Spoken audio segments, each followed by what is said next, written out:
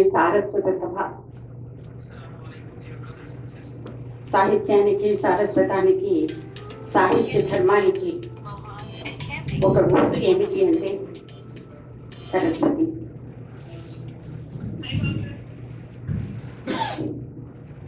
కల్పాదౌ కమలాసనోపి కలయా విద్వత్కయా చిత్కిల త్వాం ఛాత్వా కలయాంచకార చతురో వేదాంశ్చ విద్యాశ్చ తాః తన్మాతర్లలితే ప్రసీద సరళం సారస్వతం దేహి మే యస్యాం బోధబుధారయంతి పులకైః అంగీకృతాః దేవతాః ఓంకారీకృతమంజులానన మహైంకోంకార బింద్వాసన శ్రీంకార శ్రవణైకయుగ్మరుచిర శ్రీకార సంపత్కరే శంఖాభంజని సాధురంజని జగత్ సంస్కార బీజాంకురి సంకేత శృతి పద్మచారిణి నమస్కారం వాగ్వాదిని.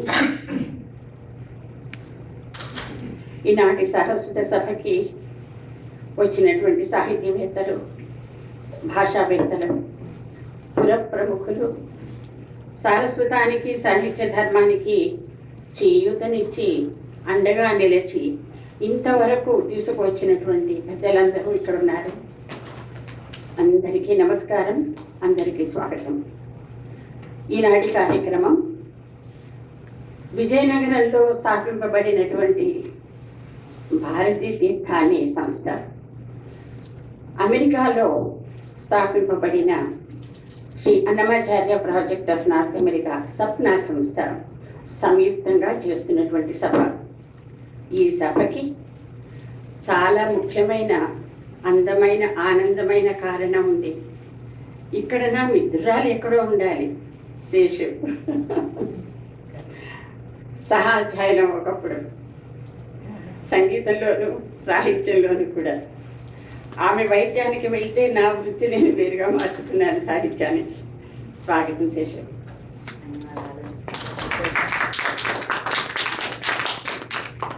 సభ ప్రారంభించిన తర్వాత కొన్ని విషయాలు చెప్తాను, దయచేసి మీరు సహృదయంతో స్వీకరించండి. సారస్వత సభలకి మనం కాలాన్ని ముడివేసుకుంటే కష్టమే. ప్రస్తుత కాలంలో మనకి ఎన్నో కార్యక్రమాలు ఉంటాయి, అన్ని చోట్లకి వెళ్ళవలసిన అవసరం ఉన్నది, వెళ్ళాలి కూడా. మనం ఇక్కడ ఉన్నంత వరకు మన మనసును శుద్ధి చేసుకుని ఇక్కడే ఉంటాం. తర్వాత ఇది సాహితీవేత్తలు ఎందరో ఉన్నారు సభలో. అందరూ కూడా వారి వారి మార్గాల్లో ఎంతో ఉన్నత శిఖరాలు అధిరోహించినటువంటి వారే.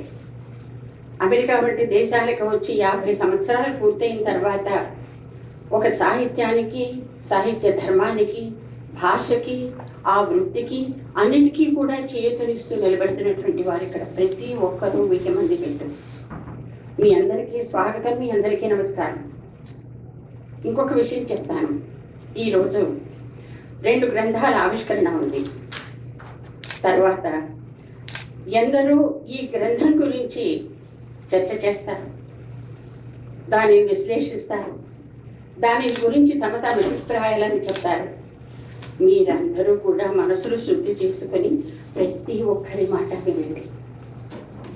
ఎందుకంటే ఒక గ్రంథం చదివితే ఎవరి అనుభూతి వారిదే, ఎవరి దృష్టి వారిదే, ఎవరి అవగాహన వారిదే. దాన్ని ఏ కోణంలో చూస్తున్నామో మనందరం కానీ చూసినట్లయితే మనకి చాలా విశిష్టమైనటువంటి సారస్వత మార్గాలు చూస్తాయి. అందువలన ఈ 2 చాలా అద్భుతమైనటువంటి. ఒకటి మీ అందరికీ తెలిసిన పాట, పాంచజన్య శంఖము ప్రపంచ ధార్మికాంగము ఆదిదేవుడాత్తావని ఊదురణంగణంపున. ఆ భగవద్గీతని మనందరికీ చేరువ చేసినటువంటి విజయ గీతాని గ్రంథం. రెండవది ఒక మహనీయుడి ఆత్మకథ. నేను భారతీయుడిని,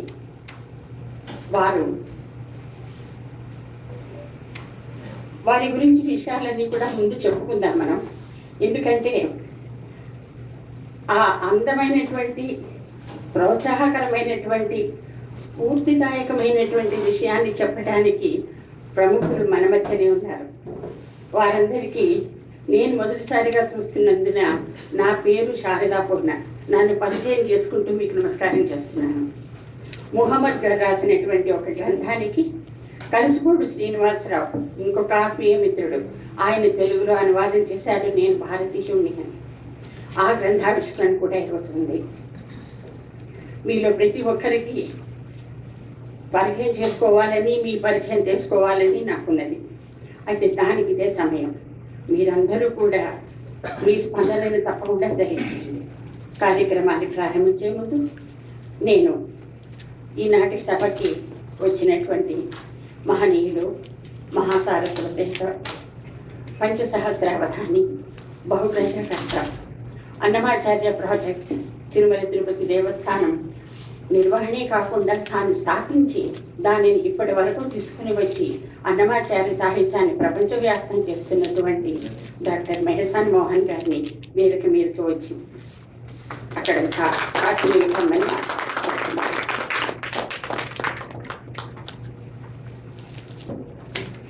నారాయణ బాబి, శారద గారు పుట్టపల్లి, మీరు ఇక్కడికి వచ్చినా సరే. శివుడు గారు దయచేసి రండి, ఇక్కడికి రండి.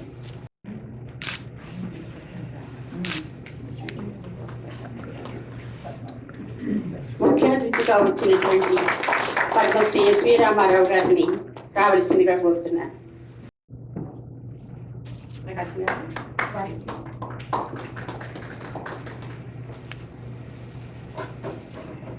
విజయ గీత ఆ గ్రంథాన్ని రచించినటువంటి డాక్టర్ శేషు శర్మ, ఆమెని రావాల్సిందిగా కోరుతున్నాను.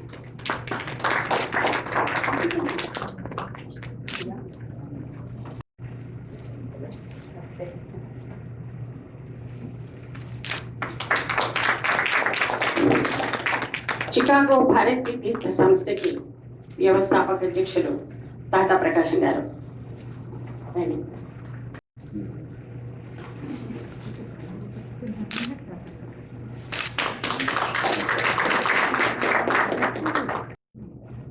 సభలో ఉన్న మిత్రులందరికీ నమస్కారం, స్వాగతం. ఈ సారస్వత సమావేశాన్ని ముందుకు తీసుకుని వెళ్తాం. భారతీ తీర్థ సంస్థ నిలబడడానికి ఒక ముఖ్యమైన వ్యక్తి అండ, ఆసరా చాలా ఉంది. పద్మ గారు, మీరు దయచేసి రావాలి. పద్మ ప్రకాశం గారు, పద్మ గారు రండి. ప్రతి విషయానికి రెండు ఉంటాయండి, కర్త, కార్యము రెండు. ఇక్కడున్న వారందరూ ఆ రెండింటికి ప్రతీకలుగా ఉన్నారు. అందరి తరపున మీకు స్వాగతం.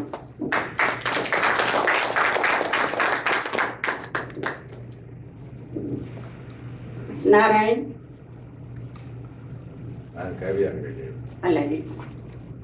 అయితే నా ప్రార్థనతోనే కార్యక్రమం ఆరంభించాం కనుక, ఎందువల్లంటే అపర్ణ, నారాయణ్ తాత వారిద్దరూ తమ గీతంతో కార్యక్రమం ఆరంభించవలసి ఉన్నది. సో తప్పకుండా చివరికి తీసుకొస్తాను.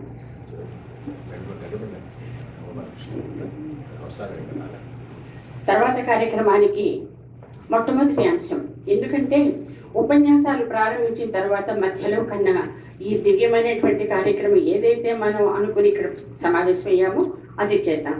అది ఏమిటి అంటే, మళ్ళీ డాక్టర్ శివుని గారు మీ సహకారం నాకు కావాలి, ఇక్కడికి రావాలి. విజయ గీత అనేటువంటి ఒక దివ్యమైన గ్రంథం, ఆ గ్రంథావిష్కరణ సప్న వ్యవస్థాపక అధ్యక్షులు డాక్టర్ శ్రీరామచంద్ర గారు, దయచేసి ఇక్కడికి రండి.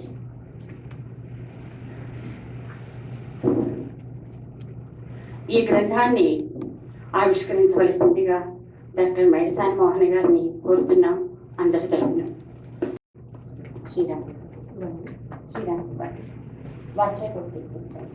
మీరా సైడ్ నుంచి రావాలి.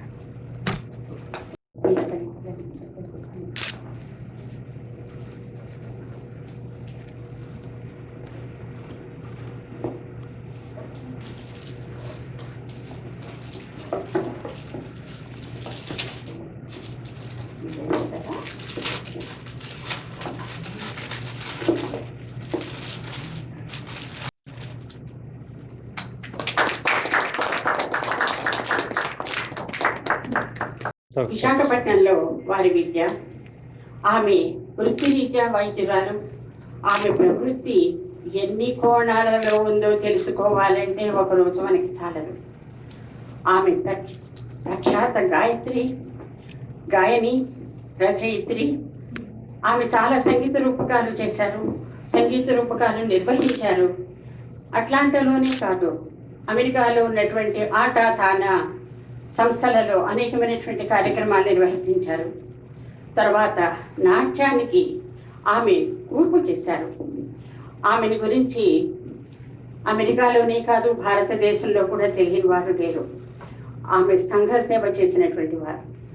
డాక్టర్ రవి శర్మ గారు కూడా ప్రఖ్యాత వైద్యులు. ఆమె గురించి చెప్పడానికి చాలా విషయం కావాలి. మీరు విజయగీత గ్రంథం తీసుకున్నప్పుడు I'm sure every one of you will pick up the book with a donation. అది తీసుకున్నాక ఆమెను గురించిన వివరాలు ఉన్నాయి, మీరు తప్పకుండా చదవండి.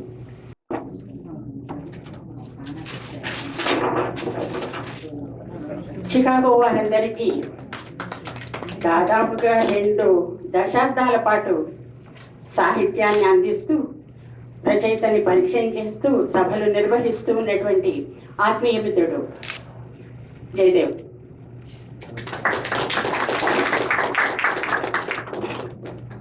రెండవ గ్రంథం మరొక మిత్రుడు డాక్టర్ కలశపూడి శ్రీనివాస్. ఆయన న్యూయార్క్లో ఉంటారు. వారు తెలుగులో అనువాదం చేసినటువంటి ఒక మహత్తరమైన దివ్య గ్రంథం నేను భారతీయుని. మనందరం అనుక్షణం అనుకోవలసిన మాట. అది ఒక ఆత్మకథ. ఆ ఆత్మకథని, ఈ గ్రంథాన్ని ఈరోజు మనం ఆవిష్కరిస్తున్నాం. కలశపూడి శ్రీనివాస్ న్యూయార్క్ నివాసి. జననం భారతదేశంలో, ఆంధ్రప్రదేశంలో, విజయనగరం జిల్లా, నో వండర్. బొబ్బిలిలో ఆంధ్ర విశ్వవిద్యాలయంలో ఎంఎస్సి, యూనివర్సిటీ ఆఫ్ ప్యారిస్లో PhD, కొలంబియా యూనివర్సిటీలో మాలిక్యులర్ జెనెటిక్స్ పరిశోధన, అమెరికాలో జీవితం.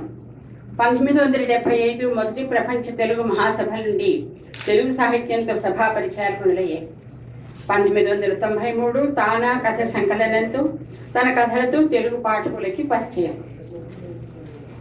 2014లో కలశపూడి కథలు, కాళీపట్నం రామారావు గారి 90వ జన్మదిన జ్ఞాపక ప్రత్యేక కథల దండ, 2020లో గురుదక్షిణ అని 100 కథలతో వారి గురుదక్షిణగా సమర్పించిన కథల పుస్తకాలు ఆవిష్కరణ పొందాయి. వీరికి పరిశోధన, పరిశీలన, రచన, వృత్తి, ప్రవృత్తి కూడా చాలా గర్వించదగ్గ విషయం. వీరు ప్రచురించిన కొన్ని పుస్తకాల్లో ముఖ్యమైనది నేను భారతీయుడు అనేటువంటి గ్రంథం. ఇది అనువాద కథనం. ఈరోజు దాన్ని ఆవిష్కరిస్తున్నాం మనం.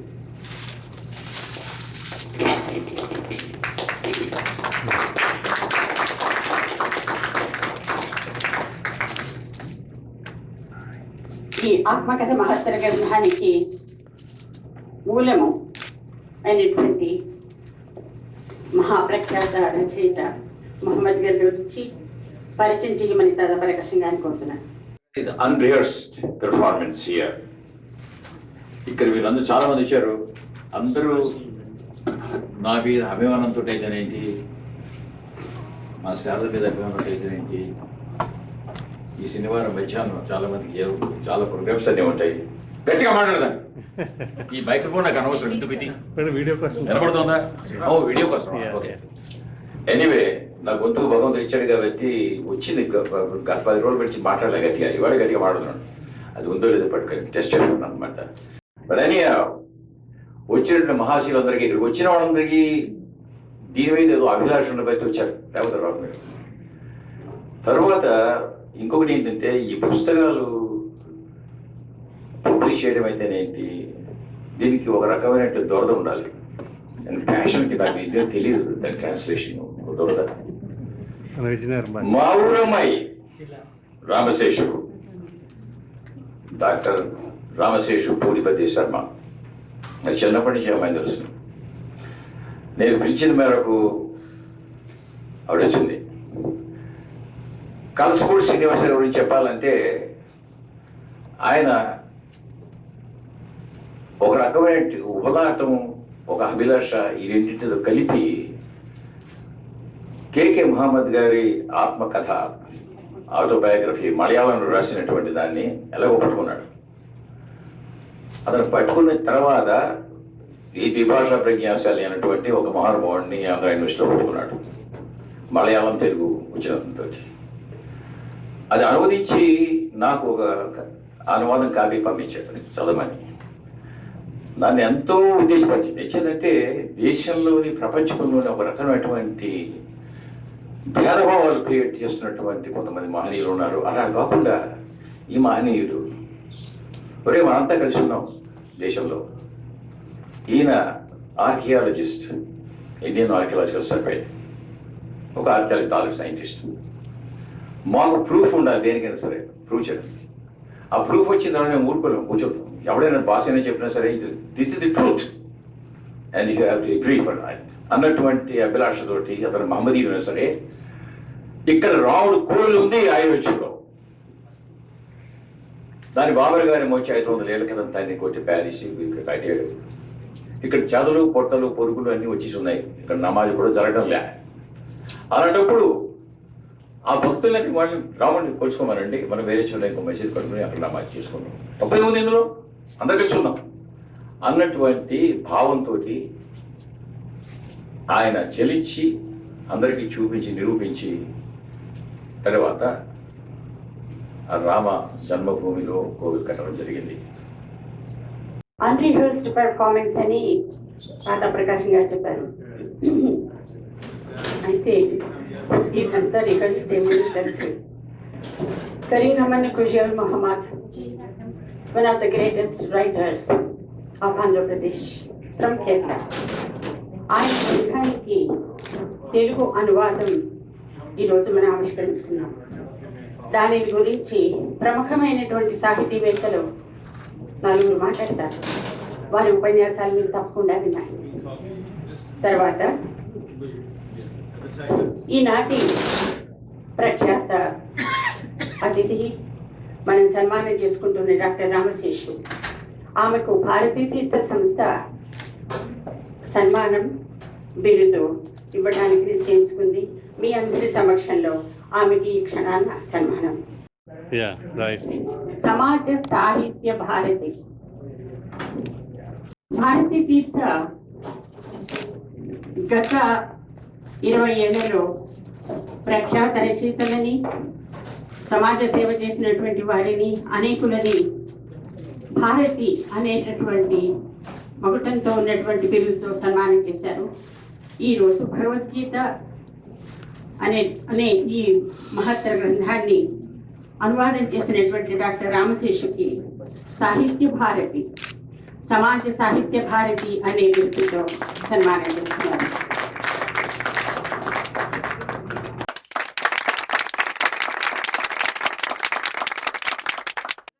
నేను చెప్పినట్టుగా మేము సహాధ్యాయులం, ఒక ఊరి వాళ్ళం. ఆ విశాఖపట్నం గాలులు, సముద్రపు గాలులు పంచుకొని పెరిగినటువంటి వాళ్ళ ఇద్దరం. చాలా ఆనందంగా ఉంది. ఇప్పుడు మనలో ఉన్నటువంటి ప్రముఖులు ఈ గ్రంథాలని పరిశీలన చేసి వారి స్పందన తెలియజేయడానికి వచ్చినటువంటి వారు ఉన్నారు. వారిలో ముఖ్యంగా నేను ముందుకు వెళ్ళే బదులు, ఎందుకంటే వారు వెళ్ళాలి కనుక, ఎడవల్లి రమణమూర్తి గారిని వచ్చి వారి సందేశం అందించవలసిందిగా కోరుతున్నా. When Dr. Prakasam asked me to review the 2 books, I clearly told him that I do not have either the background or the knowledge to comment anyway about Dr. Seshu Sarma's book, Vijay Geeta. But I agreed I would read the other book and make some comments. Of course, as far as Dr. Seshu Sarma is concerned, Kumari and I knew her both, Seshu Sarma and Dr. Ravi Sharma, from the time they were in Chicago for their training during late 70s, I think. In fact, they came to our house for dinner just before they left to Atlanta. We are very proud of them both. Seshu Sarma and Ravi Sarma, and who have been following them in Atlanta about their achievements as well as about their programs and everything else. I really am proud to see you here. I glanced at a book and I was impressed. ప్రతి అధ్యాయానికి వ్రాసిన ఉపోద్ఘాతం చాలా తేలికైన సరళిలో వ్రాసిన పద్యాలు ప్రతి ఒక్కరూ కూడా మీరు చదివి అర్థం చేసుకోవడానికి వీలుగా ఉన్నాయని నా అభిప్రాయం. This evening, with my limited knowledge, I would like to say a few words about the book in the Telugu translation of autobiography of Padma Shri K.K. Muhammad, Nenu Bharatiyudani. పుస్తకం ఇప్పగానే తనికళ్ళ భరిణి గారు రాసిన ప్రశంసాపత్రం హెడింగ్ చాలా అప్రోప్రియేట్గా నాకు చాలా నచ్చింది. శిథిలాలలోంచి చిరంజీవి. శిథిలావస్థలో ఉన్న కట్టడాలను సంరక్షిస్తూ బతికి బయటపడిన మహామనిషి పద్మశ్రీ కేకే మహమ్మద్. కేకే మహమ్మద్ని నేను ముఖాముఖి కలవకపోయినా ఆయన ఆర్కియాలజిస్ట్ అనగానే ఆయనతో అవినావభావ సంబంధం ఉన్నట్టు ఫీల్ అయ్యాను. ఎందుకంటే మా మామగారు కూడా ఆర్కియాలజికల్ సర్వే ఆఫ్ ఇండియాలోనే రిటైర్ అయ్యారు.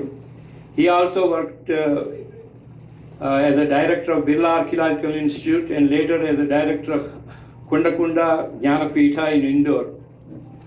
పద్మశ్రీ కేకే మహమ్మద్ గారి స్వీయ చరిత్ర చదివిన తర్వాత మా మామగారు కూడా ఇన్ని బాధలు పడి ఉంటాడని నాకు ఆయన మీద గౌరవం ఇంకా ఎక్కువైంది. This book of autobiography starts with his childhood and college days and goes into describing in detail the various assignments he had with the Archaeological Survey of India, and also the various projects he accomplished, the obstacles he encountered, and how he managed to overcome these obstacles, and how sometimes luck played a role. After reading the book, I also felt that in some instances he was lucky to be at the right place at the right time. At the end of each of these anecdotes of his experience, he also tried to give some messages, suggestions, opinions, and also concerns of his own. These comments he made very much apply even today in the political, social, religious, linguistic, and hate-filled environment. If I have time, I would briefly summarize a few sentences of the gist of each of the chapters listed in the book and some of the messages he wanted to convey. He is of the opinion that early education is more important for childhood and to have a good foundation and for developing a good personality. He therefore suggests that the remuneration for the elementary and high school teachers should be much higher in par with college teachers. He says that the present day syllabus and teachings in schools and colleges should be changed to instill good values and adequate knowledge for the students to understand and comprehend the issues they will face in the societies and solve those issues. He narrates in length his feud with Professor Ifran of Aligarh University to show the readers how people in power and revenge go to any extent to hurt a person and show their ego. His assignment in Goa describes, in spite of pressures from Muslims and Christians, he how successfully stuck to the rule that tourist attractions such as Qutub Minar and Red Fort and other places should not be allowed to have general prayer halls. Then he says that he was blessed to have the opportunity in renovating the architectural places like the University of Nalanda, Vaisali, which existed 700 years before Cambridge and Oxford, and he recommends that all potential archaeological sites should be declared as government-owned lands so that the archaeological excavations to unearth the history can be performed without any outside obstructions and approvals. Actually, he did encounter a lot of obstructions in getting his job done. He then goes on to give examples of how various lobbying groups and high-level politicians with selfish motives pressured him to do unethical and illegal acts, and how he managed to resist them. He gives a detailed example of how a selfish chief minister of a state almost put him in jail, and he was overcome and got out of it. He talks about his assignment in Bhateshwar, Madhya Pradesh, which is infested with dacoits and Naxalites, and how he was lucky to have been transferred before he got killed. Then he narrates his experience in Amarkantak, Madhya Pradesh, to show that you can achieve some of the things you want to accomplish thinking outside the box. Actually, he wanted us to think outside the box.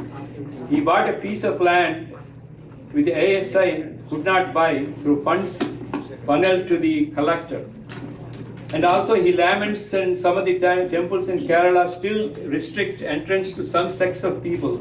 He strongly feels that any human being who respects the traditions and rituals of a temple should be allowed to go inside the temple irrespective of his or her religion or place of origin.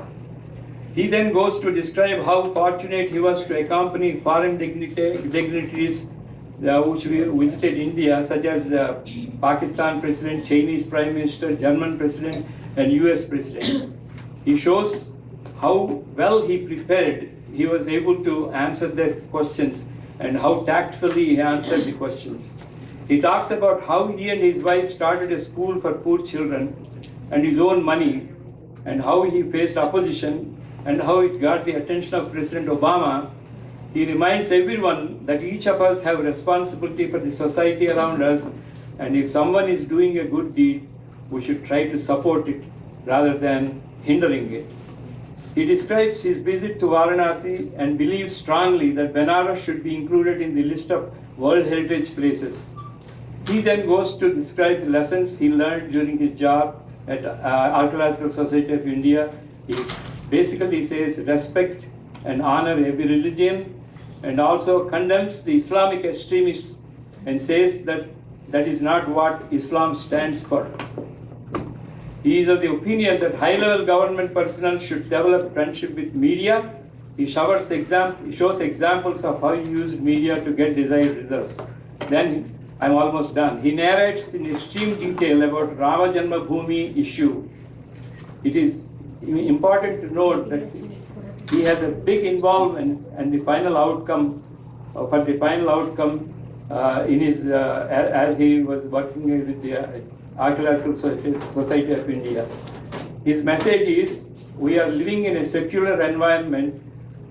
We should respect each other's religion and decision, and the decision should be made based on facts and not based on beliefs. In conclusion, he talks about some of his concerns and some of his recommendations. He feels that the government should give importance to Archaeological Survey of India and increase its budget to make all architectural sites as tourist spots. He feels that to increase revenue, tourists should be charged higher ticket prices and funds to be used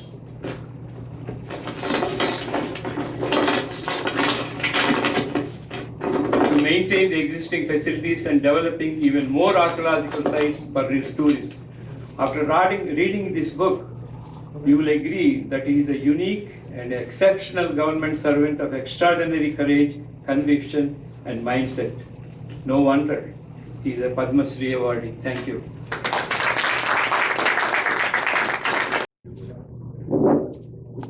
Thank you, Ramanamurthy garu.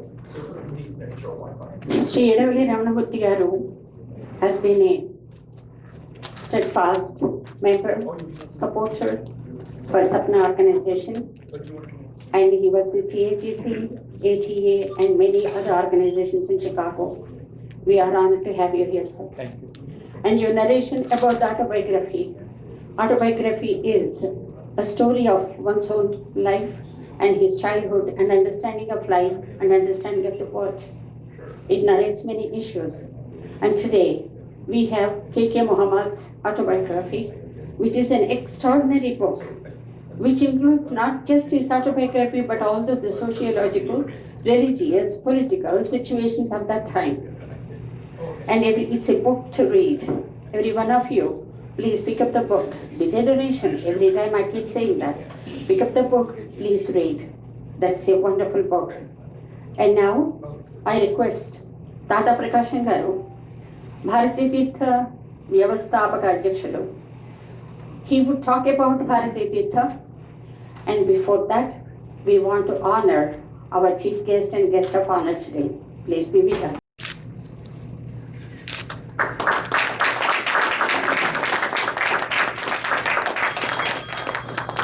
Padmashri Dr.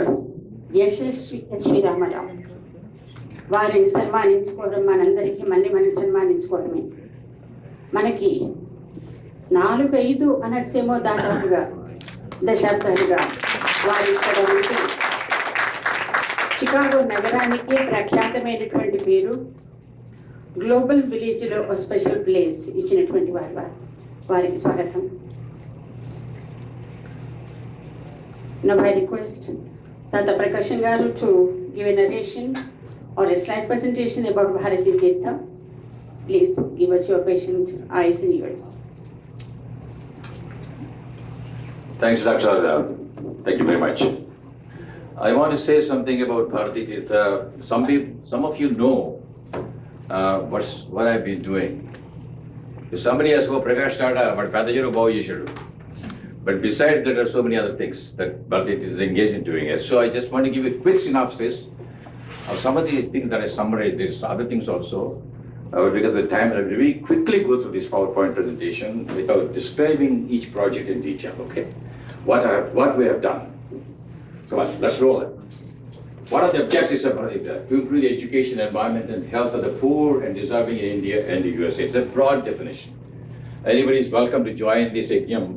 They want to do something in their own native place or somewhere in the United States, they can join this. So what the heck we did in the first instance, to say something, we are givers. We gave our ancestral home built by my late grandfather, the first Mahapajaya, Tata Subbarai Sastri, Vyakara Jiromani. There are so many titles of him in those days. And that we gave it to, don't prove that, just gave it to Chagra Sangeeta Kala Niketan, again a art form, Saraswati. That is the Tali, the mother that gave us the education. Because of her, I'm here. So many, a lot of you also. So we gave it to them, and they, low middle class and poor people are getting, the children between the ages of 5 and 3 are getting educated. Next one, please. The past 20 years. Now, this is a major project that Bharathi Theertha has undertaken, pledged to do this. That ancestral home, we pledged to donate it to Ramakrishna Seva Samiti, which is an affiliate of Ramakrishna Math, on an auspicious day. Some good people like Yalagada Sagar were very eager to come there. In his presence, we pledged it to the Ramakrishna Mission monk, our house. That's what was pledged to them. Next one, go. This is the plan of that ancestral home. You can see this. This is an architectural rendering of it. And it is one of those things like a gunshot house, they call it. It's a house divided between 2 brothers. That's my father and my uncle. So this is the portion we got it, and the other side is my uncle's. They already sold it, and some of the only one heir of the family is building his own apartment there. So that's what it is. Next one, please. And this is a material palette. This will look like the building will look like this when it's completed. Next one. And this is the south side of it. So it's an R-shaped building, but my good fortune is my niece's daughter is an architect. I said, Amma, you have to do it for a freebie for me. This is a charity. I mean, she has an established architecture firm in Bangalore. I'm a good beggar, shameless beggar, for the good cause, not for myself. And this is the entrance. Next one. And this is the plan that we are going to implement as a cultural community center, which is in front of our house. There's a big tank, about 1.5 acres or something like that. For the last 40 years, that has gone completely dry. And now the recent fashion is, if there's an old house there, you demolish it and then build an apartment complex. As a result, a lot of rubble, construction rubble, was being deposited. And like my nephew here, he lives on the next street from us, and he knows what it is like. It's a very dump site for all the trash that they put in there. After 20 years of persuasion, there's a great family, Narayanam family in Vijayanagaram, we joined hands. And they made it like a park. It's a look, we can make a park for the children and also build a cultural community center. That's what we're going to, this is the dream that Prakash Tata and others in Vijayanagar has to make this happen. And you can see this is just a plan of action. This is the institutional whereby the music school located is going to move to this. On the right hand side, this whole thing will be replaced with the classrooms and things like that. And the left hand side, that little corridor like this thing, this is a dream. Autism is increasing in India. One of my friends, he owns a clinic there, a pediatrician, and his wife is a gynecologist. They have a 100-bed hospital. So he told me, he's a Rotarian like me. And Prakash Garu, autism is increasing. I'm seeing every week now 2-3 kids, autistic kids. So I said, why don't we build an autism center? And then we're going to build an autism center in that service so that the kids be there. That will be under his control. And we are going to get the permission from the municipal corporation to do in this site anything we want perpetually. That site doesn't belong to us, but we can do the activities, whatever we want to do in this cultural community center. Okay, this is the master plan of it. But on this auspicious occasion, I'm going to tell you, our guest, Dr. Seshu, like my daughter, she pledged $25,000 towards this project. And I challenge you, anyone who has a heart, particularly those who belong to Vijayanagar Vijayan district, because after all, everybody has heart from their native place, their district. So this is an opportunity. I guarantee you, not even one penny anybody donates towards this will not be wasted. Bharathi Theertha is pledging $150,000 towards this project.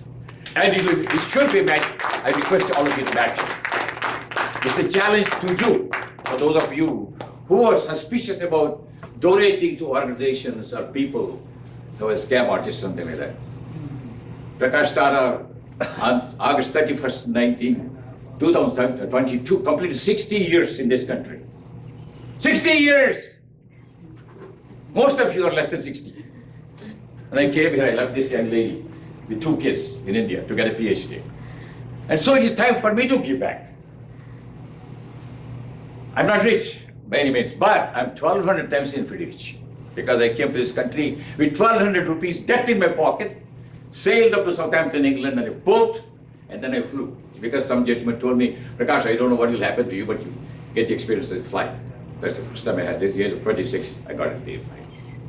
After that, numerous flights and all those things like that.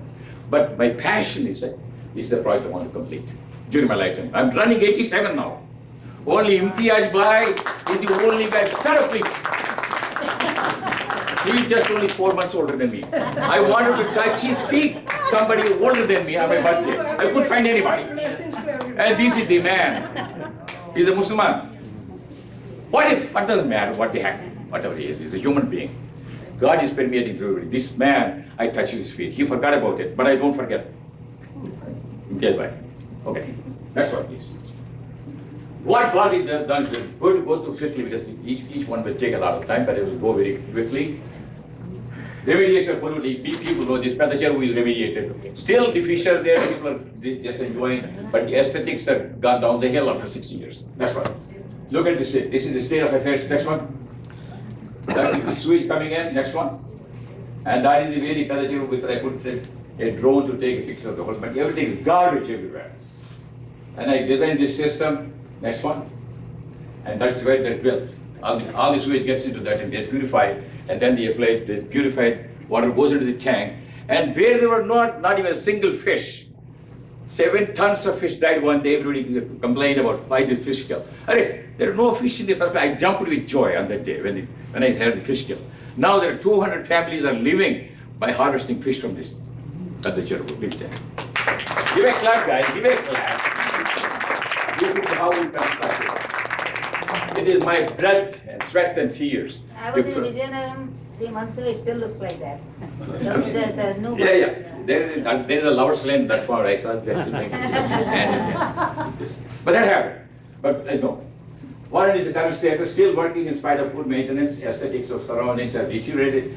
The Swiss poor is still there. 200 people are still living there. Next one.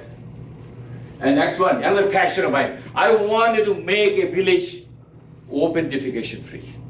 Even before Modi ji started about it. I achieved it. Next one. $45,000 project. This is the objective. I will give them safe drinking water and a nice place to do number 2, and then improve their health. Next one. These are the people I sat with Amma. These are all scheduled caste, scheduled tribe, whatever community they call it.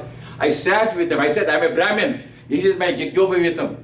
But because the past misdeeds that the Brahmins did, I touch your feet, you're like my mother and sister. I feel ashamed that you use open defecation. I want you not to do that. If I build it, you will use it. I sat with them 15 times, going from here.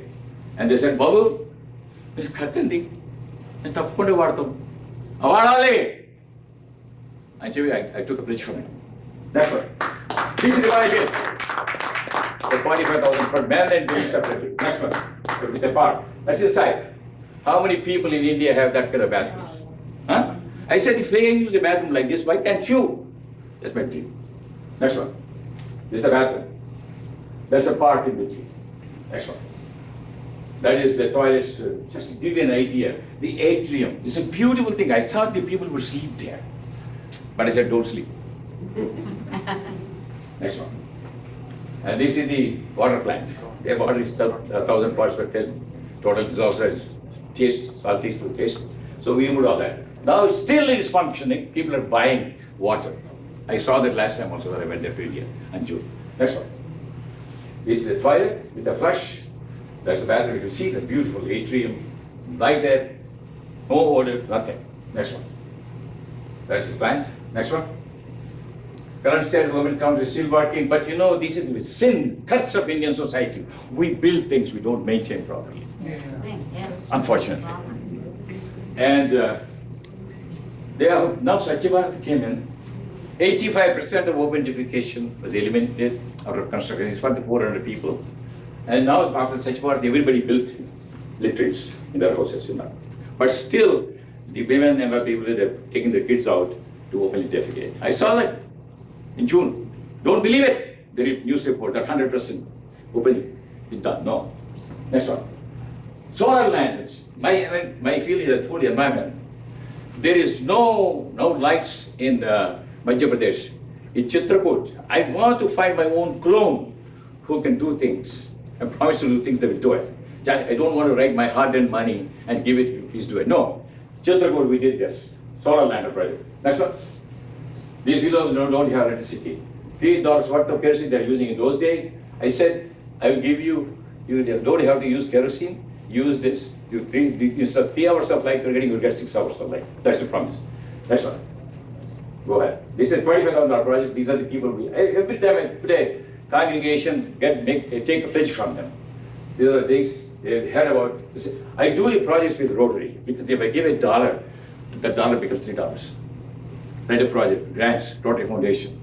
And I personally get involved in that. Not give it to somebody a check. No. That's why. These are the people getting those solar lanterns. Next one. This is lady, our Telugu lady, Nandini, Narita. She's excellent. She did the whole thing over there as a volunteer. Next one. These are the people. She's beautiful women. They got these lanterns.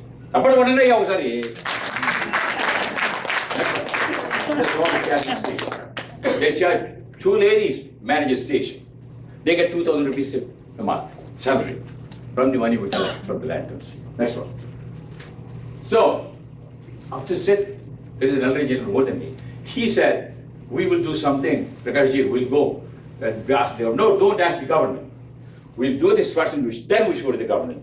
And we showed it to the government. You know, they gave us $75,000 equivalent to rupees to electrify with solar lanterns in other 36 villages. 44 villages. Smokeless stove to give it those 8 villages which we started with $25,000. Again, I give $1, I get $3, $2 from the Rotary. That's the way. And this is the other passion. The diabetes is increasing. People are getting plumpy. You know, in our younger days, I'm in the class girls section. Army. They're all very skinny and rickety. Our sex symbols are laddus, you know, like Jivar, Lakshmi, Bhanumati. My goodness. But now, everybody is a laddu. Everybody wants to become skinny. This laddu business becomes diabetes translation. So many people are getting diabetes. So I thought, my God, they are charging 1,500 rupees to 1,800 rupees per dialysis thing. And it's happening. And we got out for $300 rupees only for sitting. This bill 1.2 crores for we did in Hyderabad. Next one. This was a previous slide. That's all dialysis bill gave it. Next one. Keep running now. My sister is standing behind me. This is the project. Cancer diagnostic in Visakhapatnam, 1.2 crores. We gave all the equipment to them. This is the Homi Baba Center. We gave that money to them. And then they're working beautifully. Now, those people who raise your hands from Visakhapatnam, anybody? Anybody from Visakhapatnam? My God. And we are going to clean your plastic. This is $80,000 project. I combined hands with Moinabad Hyderabad Club. Believe it or not, they love this project so much. These are business people in the club. Prakash, you're getting 60 lakhs. We'll put additional 60 lakhs. One 60 lakhs, 60 lakhs. This 60 lakhs project. And on December 8th, next one. 60 lakhs, Jennifer Jones, the RI, Rotary Trust President, is going to Vizag to inaugurate this project December 8th. Anybody going to go to Vizag on December 8th, please go. I'm not able to go. Next one. And these are the cultural and educational activities. We honor people like Mohan garu వచ్చారు last time. Thank you, sir. మీరు వచ్చారు. మేము నాన్న photo లేదు కట్టలేదు. గడిపాయలు అయితే ఏంటి, సామవేదం అయితే కరుణామయ్యమ్మ, అశోక్ గారు పుస్తకాలు ఈరోజు పుస్తకాలు రాసిన వాళ్ళు ఇక్కడ పుస్తకాలు పరీక్షను ఇలా చేసాం. మాధుడు ఇక్కడ పుస్తకం పరీక్షలు సరదా పట్టాణి. And we gave a computer to the hungry journalist. ఇవి చిన్న చిన్న కార్యక్రమాలు 30,000 rupees. చచ్చిపోయాడు వాళ్ళు ప్రకాష్ గారు వస్తున్నాడు కంప్యూటర్ పని చేయలేదండి. Okay, on the spot we already with the BSN Raja Vice Chancellor. Okay. See, I believe in students. I want to motivate them. So I travel and encourage these kids. World War Day is a good occasion, World Environment Day, because I'm an environmentalist. I do these kinds of things, motivate these kids. Like somebody is making from Mathura. Look at those beautiful kids. I told them, you promised one thing, that you won't waste water. They have pitched. I don't know how many are doing that, but I made my job. That's one. Scholarships awarded, polytechnic students. I contributed to Rotary Scholarship Fund. There are the other things also. We have at-home scholarships, we call it. These are destitute, unbelievable people. The mother gets beaten. These are white kids I'm talking about in this area. So they got a $1,000 each. This is my way of doing that. Imagine if each one of us give $1,000 because we are taking so much from this country. You're beautiful children. We here. So Bharathi Theertha tries to work with their supporters and friends with passion. Persistence. వదలం జలగల్లా పట్టుకుంటాం. ఇప్పుడు మామూలు గారు వచ్చారు 50 నుంచి మా అమ్మాయి నుంచి వచ్చాడు. డబ్బులు ఇస్తారంటే వాడు వదలు. నేను ఆ గురించి అలా కూర్చుని నిద్రపోకండి సార్, మీ ఇంటికి వస్తాను 10 సార్లు తిరుగుతాను, మీరు ఇస్తారంటే 50 వీళ్ళు 50 వాళ్ళు నా సూట్ కేసు డబ్బులు ఇచ్చారు వాళ్ళు. నేను చిన్నప్పుడు ట్రావెల్ చేస్తుంటే కెమెరా నీవునే పోయి. బట్ అమ్మాయి అప్పటి నుంచి నేనంటే ఎంతో ఇదనమాట అమ్మాయికి. ఆయన మామూలు గారు ఏమో డాక్టర్ గారు వాళ్ళు ఎక్కడో ఉంటుంది ఉత్తట్లో దూరం మాకు వెళ్ళి మీరు రెడీ చూడండి మమ్మల్ని పంపాలని. ఓకే, అలాంటి వాళ్ళు ఉన్నారు అనుకోండి, మీరందరూ ఉన్నారు.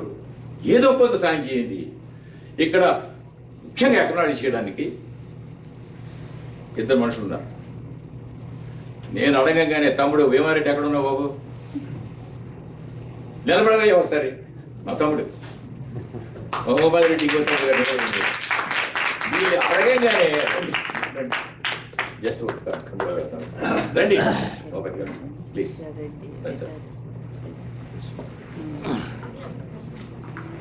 ఇప్పుడు ఏంటంటే మనం చేయడగానే కాదు, ఎవరైనా చెప్పగానే అమ్మ తమ్ముడు అన్నయ్య చేస్తున్నావు అన్నాడు. ఈ గుళ్ళు వచ్చిన చెక్ ఇచ్చాడు, నేను అడగలే, నేను ఇస్తానయ్యా పర్యాయ అన్నాడు. అంతకంటే మాకేంటి కావాలి sir. Very nice. And also ఇది అన్ ఆర్టిజాన్. రేపు నడపోతుంది దేవుడి మందిరం గడపడం.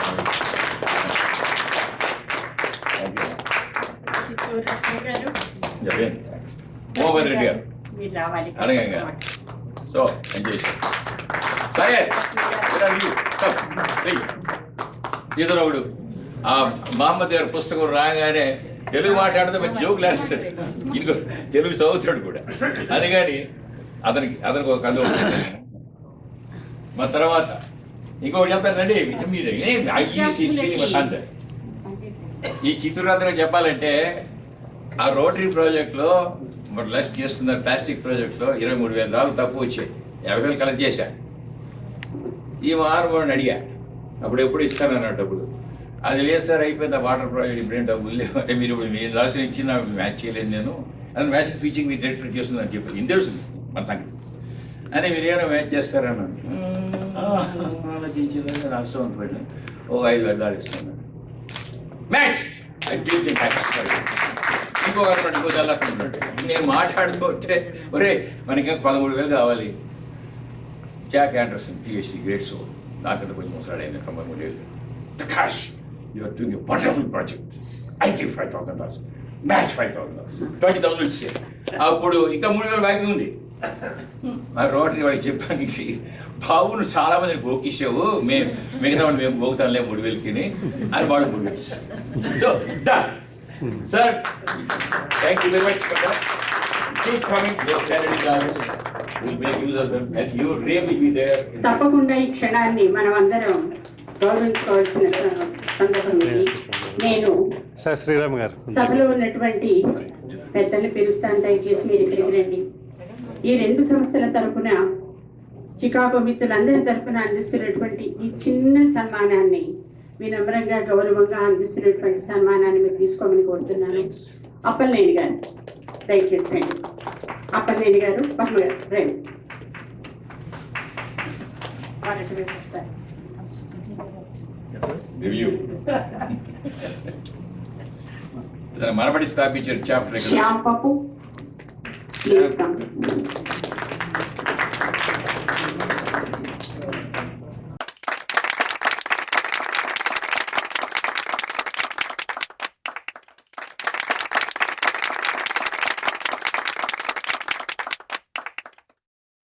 ఇప్పుడు సప్నా వ్యవస్థాపక అధ్యక్షులు డాక్టర్ శ్రీరామ్ సొంటి వారి సంస్థల గురించి కొద్ది క్షణాలు చెప్తారు.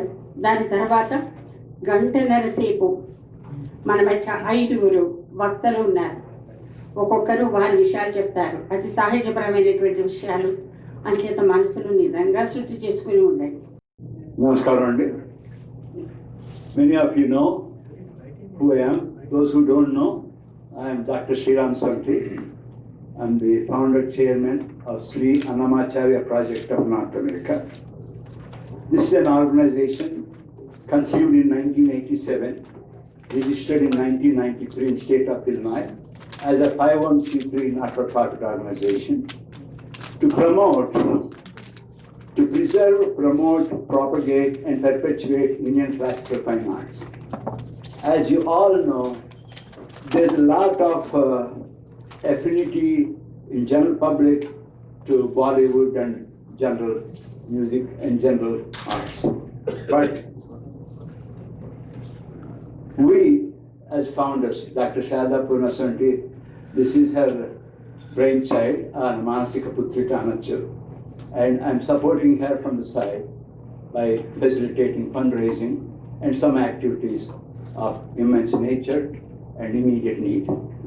Our objectives are, since you cannot see that banner behind me, organizing Annamacharya Aradhana festivals, presentation of music and dance concerts, organizing lectures on life and works of Annamacharya, publication of Annamacharya literary works, support research projects in literature, preparation of audiovisual materials, promoting literary works of Annamacharya, establishment of Annamacharya Project Research Center, and creation of museum and archives of Annamacharya compositions.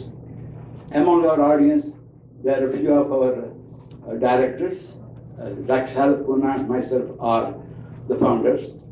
I will request the members of the board of SAPNA, Ramanmurthy Garu, please stand up. Dharani Virvalam and Srinivasa Galamudi. At some time, Padmasri Sriramara will also help us conceive, make big projects and conduct them. Thank you. Any others are not in presence. Konkapal Sharma, sorry. The most important person. Why I say that is, we present music and dance, and the sound has to come out well for the artist, and also the audience should be able to listen. If some enjoy, that's what he says. If they enjoyed the music, my life is dhanyam ayipindani antaru. That is the most important thing. Sarma garu, you are part of the family. Sorry if I didn't mention. And we also have a gallery at home called Sunada Sudha. It's a gallery of 36 saint composers' paintings. One should come and experience, and many of the artists are looking forward to come and perform at that art center. And we have the honor of conducting international Veena conference festivals. So far, about 18 of them, in collaboration with India Classical Music Society since 2009, here and in India. And there are, at the same place, we have Center for Telugu Studies, Veda Vidya Parishad, Brahmi Literary Journal in 3 languages run by Dr. Sharda Purnasanti. And recently, we opened Center for Ghanaian Studies at Plasmore, Illinois. Please come and enjoy whatever we try to present. The purpose is to encourage youngsters of Indian heritage, enjoy the Indian classical fine arts especially. We must have presented from Balamurali Krishna Garu and Pandit Jasaraj to the littlest young budding artists in the city. And the claim to fame is, recently our Veena Festival was recognized in Congress through the help of Congressman Raja Krishnamurthy. Thank you one and all for listening to me. Please come and participate in SAPNA events. We are enjoying one of them today. Thank you. Namaskar, Randy. Mohan Garu, Ramarao Garu, Sri Sharma. I just want to say one thing about Sri Sharma and Ravi Sharma. I'm also a graduate of Andhra Medical College. I was born in Skodali, but was in Visakhapatnam. That's where I met Sharda Purna and got married. But this family, I have to mention your husband, please don't mind. I know, you are the guest of honor. But he's the only Indian who touched the Olympic torch. That's amazing. And they have donated at least $500,000 for different projects through Andhra Medical College. $25,000 is no mean wonder. I'm saying not because they just gave $25,000. Recently, she got an idea. You know, in King George Hospital, many come there, and for them, they're doing Annadanam for 1 full year through ISKCON. And this family donated. Thank you. Thank you for all that you do. And you are a noble couple. I understand. You are a noble couple. You are an exemplary example for the society at large. Thank you for being here. And I just wanted to say your Vijay Gita. This is my song for your victory. Thank you. Thank you, Dr. Srina. And thank you, Dr. Tata, also, for introducing both organizations to our August gathering here. ఇప్పుడు 2:50 అయింది. ఇక్కడి నుంచి 1 గంటన్నర సేపు సాహిత్యోపన్యాసాలు అవుతాయి. మన మధ్యనే ఉంటూ మనందరికీ పరిచయం ఉన్నా కానీ పదే పదే వారిని గురించి చెప్పుకోవడంలో చాలా ఆనందం ఉంది. తిరుపతి దేవస్థానంలో అన్నమాచార్య ప్రాజెక్టు డైరెక్టర్గా ఉంటూ ప్రపంచానికి పదకవిత పితామహుడు అన్నమాచార్య సాహిత్యాన్ని విశ్వవ్యాప్తం చేస్తూ అందిస్తున్నటువంటి డాక్టర్ నటసాని మోహన్ గారు, సహస్రావధాని, పంచసహస్రావధానిగా ప్రపంచ ప్రఖ్యాతి పొందినటువంటి వారిని చికాగో మిత్రులకి తమ సందేశాన్ని అందించవలసిందిగా కోరుతున్నాను. ఓం నమో వెంకటేశాయ. పరమయోగులకు పరిపరి విధముల పరమశిగడి నీ పాదము, తిరువెంకటగిరి తిరమని చూపిన పరమపదము నీ పాదము, బ్రహ్మగడిగిన పాదము, బ్రహ్మము తానే నీ పాదము.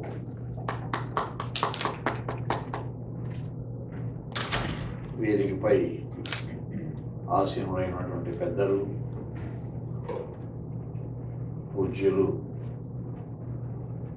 శ్రీమాన్ ఎస్ రామారావు గారు, చేత్తో పట్టుకున్నాను, శ్రీ శ్రీరామ్ సొంటి గారు, కవయిత్రి శ్రీమతి శేష్ శర్మ గారు, సదస్సులో కూడా ఎందరో మహానుభావులు ఉన్నారు. అందరూ మహానుభావులే. పూజ్యులు ప్రకాశం టాటా గారు, శ్రీమతి శారదా శెట్టి గారు, శ్రీ భీమారెడ్డి గారు, శ్రీ జయదేవ్ మెట్పల్లి గారు, సోదర సోదరీమణులు, సంగీత సాహిత్య రసజ్ఞులైనటువంటి మీ అందరికీ నా యొక్క ప్రణామాంజలులు సమర్పిస్తూ ఉన్నాను. అందరూ రసజ్ఞంతో నిండి ఉన్నటువంటి ఇటువంటి మంచి సభలో 4 మాటలు మాట్లాడే అవకాశం రావడం, పూజ్యులు శ్రీ ప్రకాశం టాటా గారు, శ్రీమతి శారదా గారు వారి యొక్క వాత్సల్యానికి తార్కాణంగా ఈ అవకాశం రావడం నేను చాలా ఆనందంగా ఒక అనుభూతి పొందుతూ ఉన్నాను. అందులోనూ యావత్ ప్రపంచానికి మహత్తర సందేశాన్ని సంపూర్ణావతారుడైనటువంటి శ్రీకృష్ణ భగవానుడు భగవద్గీత రూపంలో అందజేశారు. అటువంటి భగవద్గీతను బాగా సామాన్యులు కూడా అర్థం చేసుకునే రీతిలో అనువాదం చేసినటువంటి పూజ్య శ్రీ శేష్ శర్మ గారు, వారికి నా ధన్యవాదాలు, నమస్సుమంజులు అర్పిస్తూ ఉన్నాను. అలాగే ఈరోజు నేను భారతీయుణ్ణి అనే గ్రంథాన్ని కూడా ఈ సభలో ఆవిష్కరించుకోవడం జరిగింది. పురాతత్వశాస్త్రవేత్త మహమ్మద్ గారి యొక్క వారి కృషి, వారి జీవిత విశేషాలంతా కూడా బాగా తెలుసుకునే అవకాశం కలగడం కూడా గొప్ప అంశంగా భావిస్తున్నాను. సనాతన ధర్మాన్ని, ఆర్ష ధర్మాన్ని, సంప్రదాయాన్ని, సంస్కృతిని ఒక యోగ భూమికగా లోకానికి అందించినటువంటి భారతదేశం అనాదిగా ఇటువంటి వైభవానికి నిలయమై ఉంటూ, ఆ దేశం నుంచి మీరు ఎక్కడికి వచ్చినా కానీ అటువంటి గొప్ప అంశాన్ని విస్మరించకుండా ఈ సేవ చేస్తున్నారు, ఈ శ్రద్ధాశక్తులు కలిగి ఉన్నారంటే అది చాలా ఉత్తేజకరమైనటువంటి అంశంగా కూడా నేను మనవి చేస్తున్నాను. 4 వేదాలు, షట్శాస్త్రాలు, అష్టాదశ పురాణాలు, వివిధ సంప్రదాయాలకు చెందినటువంటి ఆగమ శాస్త్రాలు, ఇక వ్యాస, వాల్మీకి, కాళిదాసాది మహాకవులు, మహర్షులు అందించినటువంటి కావ్య వాంగ్మయము, సప్త సముద్రాలను మించినటువంటి ఇవన్నీ కూడా చూస్తూ ఉంటే ఇందులో నుంచి మనం కనీసం ఒక బిందువైనా ఆస్వాదించగలుగుతున్నామా అనే భావన కలుగుతున్నప్పుడు అంత మహత్తర వాంగ్మయ సారస్వత సంపదకు వారసులైనటువంటి మనం. నేను ఇటీవలే చమత్కారము, హాస్యం అనే అంశం గురించి మాట్లాడాను. నాకు చాలా ఆనందం కలిగించింది ఆ యొక్క అంశం కూడా. నిజానికి ఆ రోజు నుంచి అటువంటి అంశాలు చదువుతూ ఉన్నాను నేను గ్రంథాలు. భాష, వ్యాకరణము, ఛందస్సు, అలంకారాలు అంటే మన అధ్యయనం అనేది బాగా లోతులకు జరగాలి. సముద్రానికి వెళ్ళి అలలు వస్తూ ఉంటే అక్కడ నిల్చుంటే ఒక వ్యక్తి పాదాల వరకు తడుస్తాయి. నేను సముద్రంలో స్నానం చేశాను అనుకోవచ్చు ఆయన. అది కాదు, సముద్ర గర్భంలోకి పోవాలి, తిమింగలాలతో కొట్లాడాలి, దిగ్విజయం సాధించాలి, రావాలి. భారతదేశం సంబంధించిన మహాకవులు అలాంటి వాళ్ళు, భారతదేశానికి సంబంధించినటువంటి మహాపండితులు అలాంటి వాళ్ళు. ప్రాచీన కాలంలో ఒక మహాపండితుడు మన దేశంలో చెప్తుంటారు పెర్వర్టెడ్ జీనియస్ అంటారు. ఎక్కువ చదువుకుంటే కూడా మళ్ళీ కష్టమే, ప్రమాదాలు ఉన్నాయని. ఎవరో ఒక మహాపండితుడు ఆయన షట్శాస్త్రాలు చదువుకొని చతుర్వేదాలు చదివి ప్రత్యేకించి వ్యాకరణం చదువుకున్నారట. వ్యాకరణం అంటే శబ్దశాస్త్రం, ఏ శబ్దం ఎలా ఉండాలి అని నిర్దేశించే శాస్త్రం. మనం మాట్లాడే ప్రతి శబ్దానికి ఒక వ్యాకరణ నేపథ్యం ఉంటుంది. అటువంటి శాస్త్రం చదువుకున్న తర్వాత ఆయనకు ఒక ఆలోచన వచ్చిందట, ఇంత కష్టపడి ఇవన్నీ చదువుకున్నాము, ఇవన్నీ చేశాము, కానీ ఈ శ్రమ అంతా వృధా. ఎందుకు? మానవ వ్యవహారం కోసం సమాజంలో ఒకరి అభిప్రాయం ఒకరికి తెలుసుకోవాలంటే అదే కదా భాష ఉన్నది. అందుకు ఇంత వ్యాకరణం అవసరమా, ఇంత ఛందస్సు అవసరమా అంటూ అంటే అక్కడి నుంచి పెర్వర్టెడ్ జీనియస్ అంటారు. ఇక అలా ఆలోచించి ఆయన కొన్ని సంజ్ఞలు కనిపెట్టాడట. మానవ వ్యవహారానికి కొన్ని సంజ్ఞలు చాలు, భాష అవసరమే లేదు అని. భోజనం చేస్తున్నామంటే ఇలా అనుకోవడం, రండి అంటే ఇలా సగ చేయడం, పూండి అంటే అలా కొన్ని సంజ్ఞలు తెలుసుకొని ఆయన ఆ దేశాన్ని పరిపాలించే మహారాజు దగ్గరికి వెళ్ళి, మహారాజా, ఈ భాష వ్యాకరణం ఇవన్నీ కూడా అనవసరం, ఇక నా మాట విని మనది ఈ దేశంలో నిషేధించండి, ఇవన్నీ కూడా నిషేధించేయండి, ఇక నేను చెప్పే సంజ్ఞలు ప్రవేశపెట్టండి, ఇంకా ప్రతి ఒక్కరూ సంజ్ఞలతోనే ఉండాలి తప్ప భాష వ్యాకరణం అవసరం లేదని రాజుగారిని అడిగాడంటే. ఆ మహారాజు గారి కవులు పండితులు అంటే అపారమైన గౌరవం. ఆయన ఈయన సంగతి చూచి అర్థం చేసుకొని, పాపం ఈయనెవరో బాగా చదువుకొని పెడమార్గం పట్టిన వాడుగా ఉన్నాడు, కానీ బాగా చదువుకున్న వ్యక్తి కాబట్టి అమర్యాదగా మనం మాట్లాడకూడదు అనుకొని ఏదోగా తప్పించుకుంటే చాలు ఈ దగ్గర నుంచి అనుకుని చెప్పాడట, స్వామి ఇటువంటి ఆలోచన ఇంకా ఒక పండితుడికి మన దేశంలో వచ్చింది, ఆయన మీకంటే ముందొచ్చి మాకు కొన్ని విషయాలు చెప్పారు, ఆయన ఇంకా దీనిపైన గొప్పగా పరిశోధనలు చేస్తున్నారు సంజ్ఞల పైన. ఆయన సంజ్ఞలు కూడా పూర్తయిన తర్వాత మీ యొక్క ఉద్దేశం ఆయనవి తీసుకొని అప్పుడు మీరు చెప్పినట్టు చేద్దాం రండి, అందాక మీరు మమ్మల్ని మన్నించండి అన్నాడు. ఈ పండితుడికి ఊహలాటం, ఈ ఊహలు నాకంటే ముందు ఎవడో కూర్చోయేవాడు, వాడెవడు నాకంటే గొప్పవాడుగా ఉన్నాడే, నేను వాడిని చూడాలని కూర్చున్నాడు. మహారాజా వాడు నాకు చూపించండి, ఏదో తప్పించుకుందామని ఆయన రాజుగారు చెప్తే నాకు ఆయన చూపించండి కూర్చున్నాడు. నేను ఆ మహానుభావుడు దర్శనం చేసి తీరాలి నేను కూర్చున్నాను. చేస్తే సరే వీటిని ఎలా వదిలించుకోవాలి కదా అని ఆ రాజుగారికి సేవకుల్లో ఒకరిని పిలిచి, వాడికి ఒక కన్ను కూడా లేదు, వాడికి ఒకే కన్ను. పాపం, ఒరే కన్నుతో పనే ఉంది లేరా, నువ్వు మాట్లాడాల్సిన పనే లేదు, నిన్ను పండితుడిలాగా అలంకరించి ఒక గదిలో మందిరంలో కూర్చోబెడతాను, ఈ పండితులు వస్తారు దగ్గరికి, ఆయన ఏం మాట్లాడినా నువ్వు సంజ్ఞలతో అది చెప్తూ ఉండు, వెళ్ళిపోతాడు, మాట్లాడే పనే లేదు కదా అన్నాడట. సరే మహారాజు గారు చెప్పిన తర్వాత తప్పుతుందా అని ఆయన పండితుడుగా అలంకారం చేసి ఆయన మదిలో ఒక పెద్ద మందిరంలో కూర్చోబెడితే ఈ మహాపండితుడు లోపలికి వెళ్ళాడు.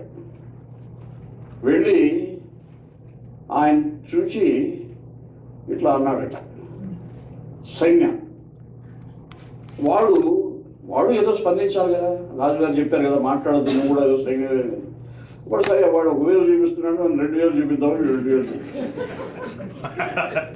సరే ఈ మహాపండితుడు 3000 చూపించాడు, వాడు పిడికిలు చూపించాడు. చూపిస్తే సరే ఇతని దగ్గర ఒక ఉసిరికాయ ఉంది, అది చూపించాడట. వాడి దగ్గర ఒక రొట్టె ముక్క ఉంటే అది చూపించాడు. అంతే ఈ మహాపండితుడు ఆయన సాష్టాంగ నమస్కారం చేసి, చాలా గొప్ప పరిశోధన చేస్తున్నారు ఈ విషయంలో మీరు మహానుభావులు అని చెప్పి వచ్చేస్తే రాజుగారు ఊపలాటంతో, మా పండితుడు మీతో ఏం మీ ఉద్దేశాలు ఏమి మార్చుకున్నారు స్వామి చెప్పండి అంటే, ఆయన మహానుభావుడు అండి, ఆ స్థాయికి చేరుకోవాలంటే నేను చాలా కృషి చేయాలి, నేను వెళ్ళేసరికి ఎంత గ్రహించారంటే ఆయన భగవంతుడు ఒక్కడే కదా అని ఇలా అన్నాను నేను. అంటే ఒక్కడే కానీ శివకేశవుడు అంటే ఇద్దరు ఉన్నారు కదా అని అలా అన్నాడు ఆయన. సరే శివకేశవం అని చెప్పినప్పుడు బ్రహ్మను కూడా కలపాల్సి వస్తుంది, నేను ముగ్గురు అన్నా. అలా ముగ్గురు కలిపిన అంతా సమిష్టే ఒకటే, ఏకం సద్విప్రా హుదావదంతి అన్నట్టుగా మళ్ళా పిడికిలు చూపించాడు ఆయన. అంత మహానుభావుడికి ఇవ్వడానికి నా దగ్గర ఏమీ లేదని ఒక చిన్న ఉసిరికాయ చూపించాను, నా దగ్గర కూడా రొట్టె మొక్కుందిరండి, మాకు అవసరం లేదన్నాడు ఆయన. నేను ఇంకా ఆయనతో ఎక్కువ అంత విషయం మాట్లాడాలంటే కష్టం. ఎంతకంటే నా సంఘంలో ఆయన దగ్గర పనిచేయడం లేదు అనేసి వెనక్కి వచ్చేసాను. సరే అతను వెళ్ళిపోయాడు. వీడిని గురించి నీకు ఏమనిపించింది ఆయన అంటే, మహాప్రభు మీరు చెప్పారు కాబట్టి మనసు నిగ్రహించుకుంటున్నాను, కానీ వాడు వచ్చి రాగానే నీకు ఒకే కను కదా అని ఎక్కడున్నాడు.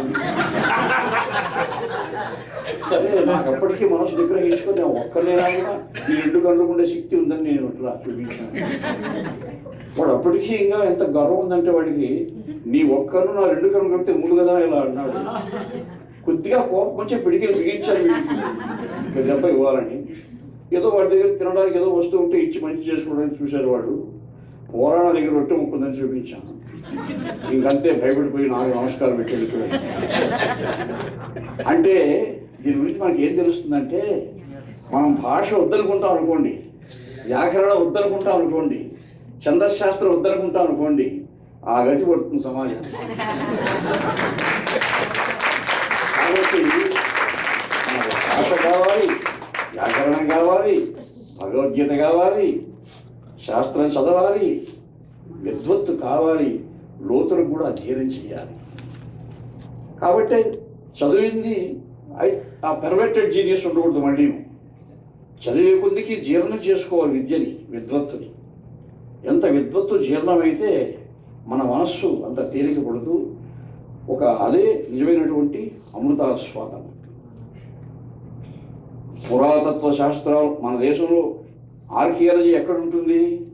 అమెరికా దేశంలో ఆర్కియాలజీ ఉండంటే నేను అనుకోను. ఎందుకంటే కొన్ని 100 సంవత్సరాల చరిత్రే కదా ఇక్కడ. మన దేశానికి కొన్ని 1000 సంవత్సరాల చరిత్ర ఉంది కాబట్టి చక్రవర్తులు, రాజులు, వాళ్ళ చరిత్రలు, వాళ్ళు నిర్మించిన కోటలు, ఆ శిల్పాలు, వీటికి సంబంధించిన అంశాలని తెలుసుకోవాలి. నేను మహాకవుల యొక్క చరిత్రను చదువుతున్న రోజుల్లో విద్యార్థిగా నాకు ఒక చాపల్యం కూడా కలిగింది. ఆర్కియాలజీ చదువుకోవాలండి, చదువుకోలేకపోయాను. ఆ గ్రంథాలు కొన్ని చదువుకున్నానండి. మహమ్మద్ గారు లాంటి మహానుభావులు చేసిన కృషి తరతరాలకు శాశ్వతంగా ఉంటుంది.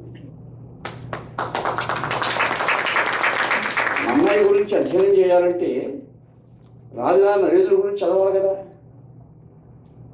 ఆ మహాచక్రవర్తి ప్రోత్సహించాడు కాబట్టి నన్నయ్య గారు భారతాంధ్రీకరణ కొనుక్కున్నాడు. తిక్కన గారి గురించి చదవాలంటే మనోసిద్ధి గురించి చదవాల్సిందే.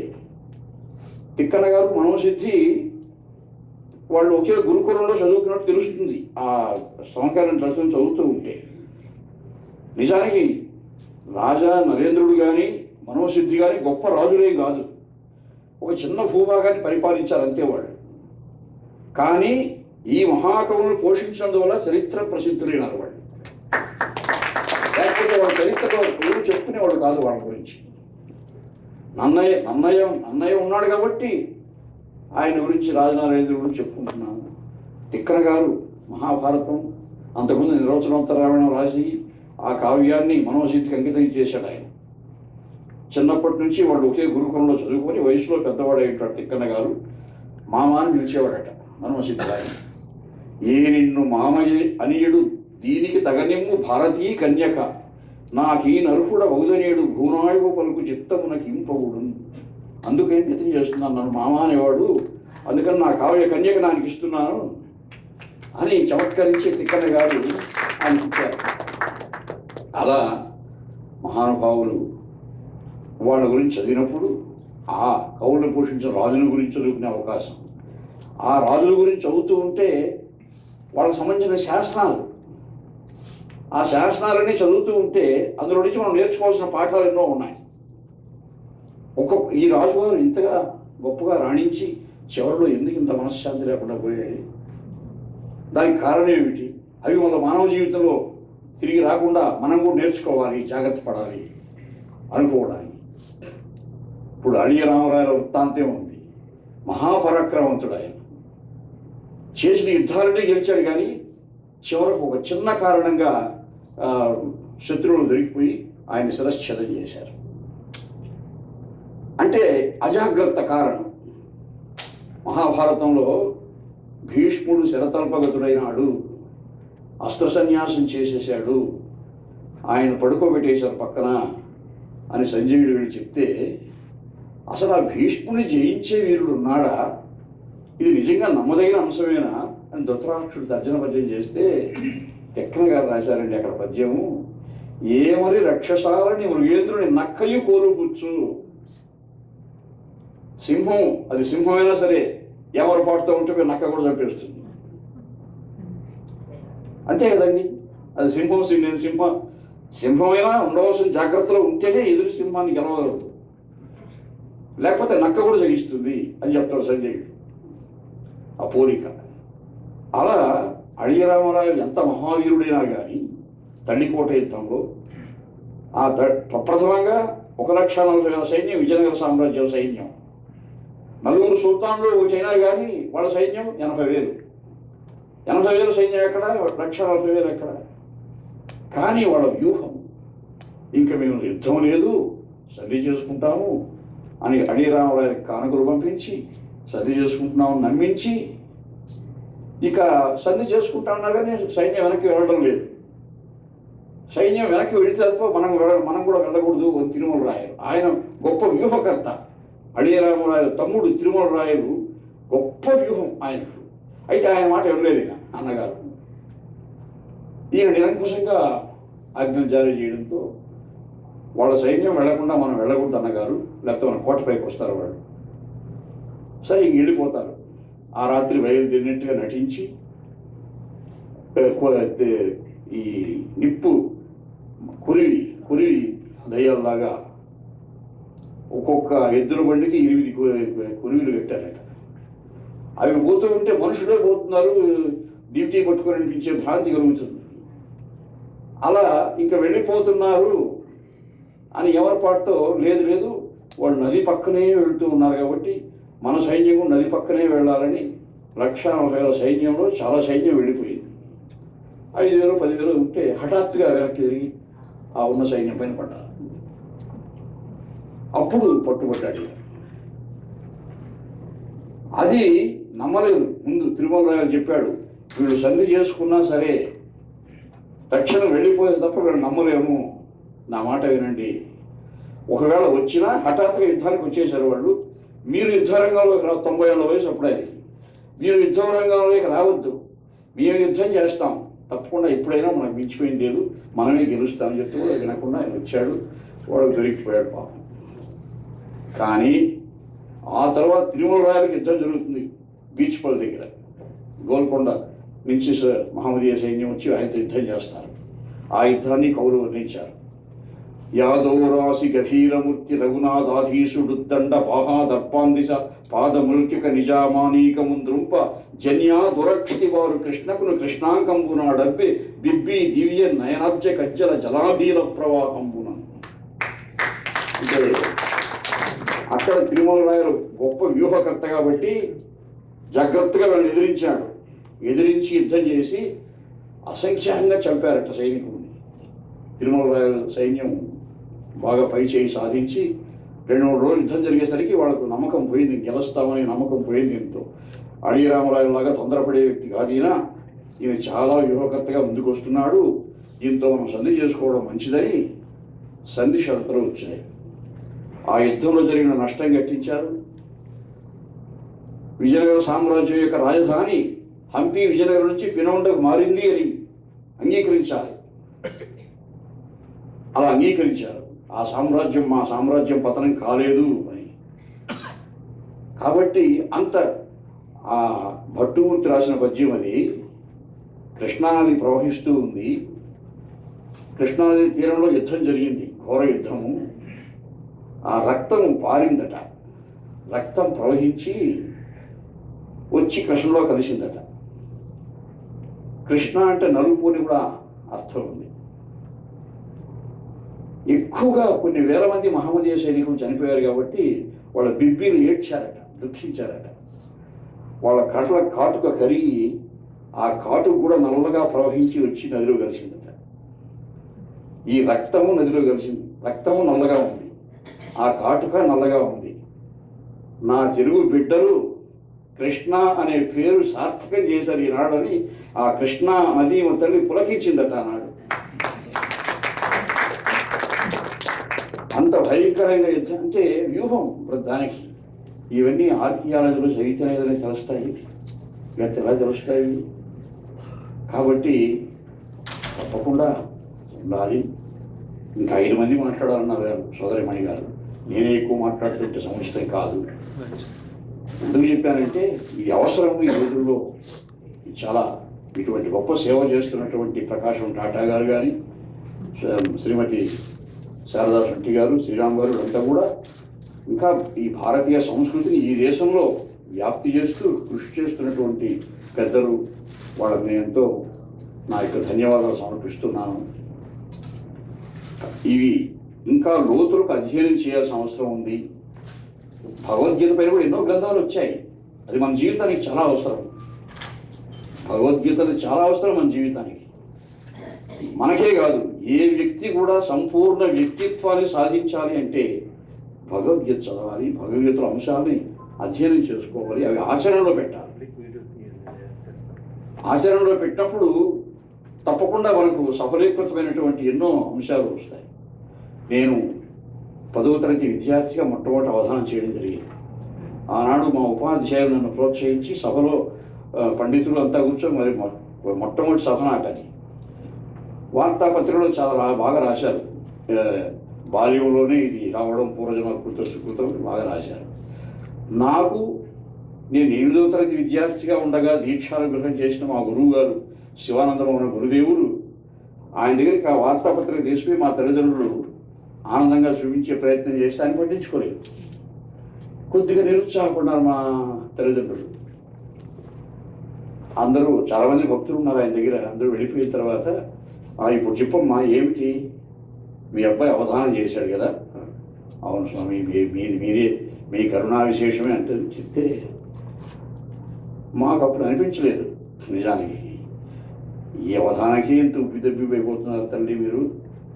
ఆసేతు సీతాచలం కాదు, వీడు సముద్రాలు దాటి వెళ్తాడు, అంత మహాపండితుడు అవుతాడు అని అన్నాడు. నేనేమంటే గురువు సాహిత్యం చదువుకున్న వాడు విదేశాలకు ఎట్లా వెళ్తాడు?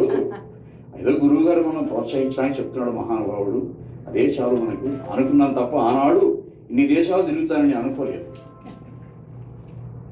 అంటూ ఆ రోజు ఒక మాట చెప్పారు మా గురువు గారు నాకు. ఇంక మీదట మొదటి అవధానం బాగా చేసి అయిపోయింది, ఇంక ఎప్పుడు నువ్వు అవధాన సభలకు వెళుతూ ఉన్నా తస్మాత్వముత్తిష్ఠ యశో లభస్వ జిత్వా శత్రున్ముక్ష రాజ్యం సమృద్ధం మయైవైతే నిహతా పూర్వమేవ నిమిత్తమాత్రో భవ సవ్యసాచిన్. ఆ శ్లోకాన్ని మనసులో చెప్పుకుంటూ వెళ్ళు చెప్పాడు. ఇప్పటికి కూడా అదే ఆచరిస్తున్నాను నేను. అంటే కర్తృత్వ భావం నీది కాదు, నువ్వేం చేసినా కానీ. ఎంత గొప్ప సత్యం అది. కృషి చేయాలి, త్రికరణ శుద్ధిగా మన మనస్సును అందులో పెట్టాలి, అధ్యయనం చేయాలి. కానీ కర్తృత్వ భావం నువ్వు ఆపాదించుకోకూడదు. అంత మహత్తర సత్యాన్ని మనకు చెప్పింది భగవద్గీత. కృష్ణ భగవానుడు చెప్పాడు జీవుణ్ణి ఉద్ధరించాలని. జీవాత్మలను ఉద్ధరించే పరమాత్మ చెప్పిన గొప్ప విషయాలు. కాబట్టి అన్నమయ్య కూడా 32వ సంకీర్తన చెప్పి ఏమన్నాడు చివర? నా నాలుగుపై నుండి నీవు నానా సంకీర్తనలు పూని నాచేరిన్ను పొగడించుకుంటివి, కానిమ్మని నాకు ఈ పట్టము గట్టిదివి ఇంతేనయ్యా. అంటే కర్తృత్వ భావన ఆపాదించుకోలేదా? కర్తృత్వ భావన ఆపాదించుకున్నాం అనుకోండి, అక్కడే పెరవెట్టడు అవుతాడు, తట్టుకోలేడు. అది భరించే శక్తి ఆత్మకు లేదు. నేను మద్రాసులో విద్యాభ్యాసం చేసే రోజుల్లో ఒక మంచి స్నేహితుడు ఉన్నాడు నాకు. వ్యాకరణంలో దిట్ట ఆయన, చదువుకున్నాడు, వ్యాకరణంలోనే PhD కూడా ఆయన. అయితే ప్రతి చోట అదే మాట్లాడేవాడు ఆయన. మరొక మిత్రుడు భోజనం పిలిచాడు రోజు మమ్మల్ని. ఈ వ్యాకరణం చదువుకున్న మిత్రుడు అందరినీ పిలిచాడు, మంచి భోజనం పెట్టాడు. భోజనం చేసి కూర్చొని ఆ భోజనం పెట్టిన మిత్రుడి పేరు కోటేశ్వరరావు. నీ పేరు కోటేశ్వరరావా అని అడిగాడు. నా పేరు కోటేశ్వరరావు చెప్పాడు. తప్పున్నాడు, వ్యాకరణం ఒప్పుకోదు అని ఇంకేదో సూత్రం చెప్పి పాప మంచి భోజనం పెడితే సరే నేను మాత్రం అది సమర్థించాను.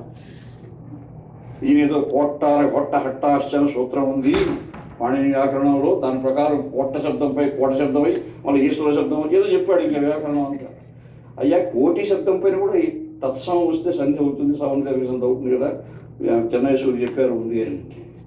అది వైకల్పికం అండి, అది నిత్యం కాదు అన్నాడు. మన నిత్యం వైకల్పం ఏమిటి ఉంది కదా. వ్యాకరణ శాస్త్రం చెప్పిన మహాపండితులు కూడా ఏమన్నారంటే దిశానిర్దేశం శబ్దాలకు చెప్తూ చెప్తూ చెప్తూ ఎక్కడైనా కొన్ని దీనికి వ్యతిరేకంగా ఉండొచ్చు, అటువంటి చోట ప్రయోగ శరణం వ్యాకరణం అనుకోండి అని చెప్పేశారు. అంతే, ప్రయోగ శరణం వ్యాకరణం అంతే. కాబట్టి ఎందుకంటే పాపం మంచి భోజనం పెట్టినాను. బస్సులో కూర్చున్నాం. బస్సులో త్యాగరాజ నగర్ అంటే త్యాగరాజా కదా ఉండాలి, రాయే ఉంది, దుస్సమాసం కదా అన్నాడు. అది బస్సు వాడిని అడగాలి, బస్సు వాడిని ఇంకా అడగాలి. అట్లా అవి నాకు అనిపించింది, ఈ వ్యక్తికి ఎలా నియంత్రించాలా ఏమిటో భగవంతుడు. కానీ గొప్ప పండితుడు, బాగా చదువుకున్నవాడు. నాకంటే ముందు పెళ్లి అయింది ఆయనకి, కొన్ని మాసాల ముందు. నా వివాహ పత్రిక ఇవ్వడానికి వెళ్ళి, మిత్రమా మీరు ముందే పెళ్లి చేసుకొని గృహస్థాశ్రమం స్వీకరించారు కదా, ఏమైనా అనుభవాలు అంటే చెప్పండి, నేను కొత్తగా గృహస్థుడు కాబోతున్నాను అని చెప్పాను. జాగ్రత్తగా ఉండాలయ్యా అన్నాడు. ఎందుకు అంటున్నాడు జాగ్రత్తగా ఉంటున్నామా, అందరూ ఎటు జాగ్రత్తగానే ఉంటాం కదా మనం. ఏమీ లేదండి, ఆయనకు పెళ్లి చూపులు చిన్నప్పుడు ఆయనతో కూడా వెళ్ళే వాళ్ళ ఇంటికి నేను. ఆ అమ్మాయి చాలా సంస్కారం కలిగి గొప్ప అందచందాలు, బాగా చూడటానికి ఎంతో బాగుంది ఆ బిడ్డ, అన్నీ బాగున్నాయి. కానీ వీడికి ఏదో మాట్లాడాలనుకుంది, ఆ బిడ్డతో మాట్లాడే అవకాశం కలగలేదు ఆ రోజు. తర్వాత ఒకరోజు వాడు ఫోన్ చేస్తే వాళ్ళ ఇంటికి వెళ్ళాను, మాట్లాడే అవకాశం కలిగింది. ఆ అమ్మాయితో కాసేపు మాట్లాడాను. నాకు మాత్రం అంటే మనపూర్వకంగా ఇష్టమే, నీకు కూడా ఇష్టమే అని అడిగాను. అడగాలి కదా మనం. ఒక కండిషన్ పెట్టింది ఆ అమ్మాయి, నువ్వు తరగతి గదిలో పాఠం చెప్పేటప్పుడు తప్ప వ్యాకరణం గురించి బయట మాట్లాడాలి, అలా అయితే నేను పెళ్లి చేసుకుంటాను. అంటే నీ గురించి నాకు కొంతమంది చెప్పారు, నువ్వు ఎక్కడ పడితే అక్కడ వ్యాకరణం గురించి మాట్లాడుతున్నావు, అలా కాకుండా నువ్వు పాఠం చెప్పేటప్పుడు చెప్పుకో వ్యాకరణం గురించి. సరే నేను అది కండిషన్ పెట్టిందండి అమ్మాయి, కాబట్టి నీకు కూడా ఎట్లా కండిషన్ పెట్టుకుని జాగ్రత్తగా చూసుకో అని అన్నారు. సరే నాకేమో నా నిజానికి మా శ్రీమతి గారు అట్లా కండిషన్ లేదు, ఎందుకంటే నేను అవధానం కూడా ఎక్కడ పడితే అక్కడ అవధానం గురించి మాట్లాడినా కదా, జాగ్రత్తగా ఉంటాను, సావధానంగా ఉంటాను. సరే పోనీలే మంచిదే కదా, ఈ అమ్మాయి ఏమి నీకేం చెడ్డ చెప్పలేదు కదా, మంచి చెప్పింది. కానీ నా కోసం వ్యాకరణం ట్యూషన్ చూడడం ఇంటికి వస్తారు కొంతమంది. అప్పుడు మళ్ళీ అడిగాను, నువ్వేమో తరగతి గదిలో చెప్పి వ్యాకరణం ఎక్కడ చెప్పద్దన్నావు, ఇప్పుడు ఇంటికి వచ్చి చదువుకుంటా ఉంటున్నారు కొంతమంది విద్యార్థులు. అంటే అది కూడా తరగతి గదే కదా, చెప్పుకో, నేను వద్దని లేదు. విద్యార్థులు చెప్పుకోవడం నువ్వు తప్పు లేదు, నువ్వు భోజనం పోయిన చోట వ్యాకరణమే, బస్సు ఎక్కితే వ్యాకరణమే, అంతా ఎందుకండి అది మంచిది కాదు. సరే అప్పుడు అనుకున్నాను, భగవంతుడు ఇతను ఎలా నియంత్రిస్తాడబ్బా అని అనుకుంటున్నాను నేను, ఏదో ఆమె రూపంలో నియంత్రించాడు అని. అంటే వాడిని టెర్రరెక్టెడ్ కానియకుండా ఆ బిడ్డ ఆపింది, చూశారా. గొప్ప ఒక దిగ్ధంతి వ్యాకరణంలో ఆయన, అందులో సందేహం లేదు. నాకు కూడా వ్యాకరణం అంటే ఇష్టమే. ఎంఏ పరీక్షల్లో నాకు అందరికంటే యూనివర్సిటీలో ఎక్కువ మార్కులు వచ్చాయి నాకు వ్యాకరణం పేపర్లో, 87 మార్కులు 100కి.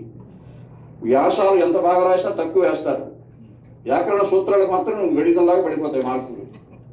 అవి 60 మార్కులు ఉండి 60 వచ్చేసి, ఇంకా 40కి వ్యాసాలు ఉంటాయి, 4 వ్యాసాలు, అక్కడ పూర్తిగా మార్కులు ఇవ్వరు.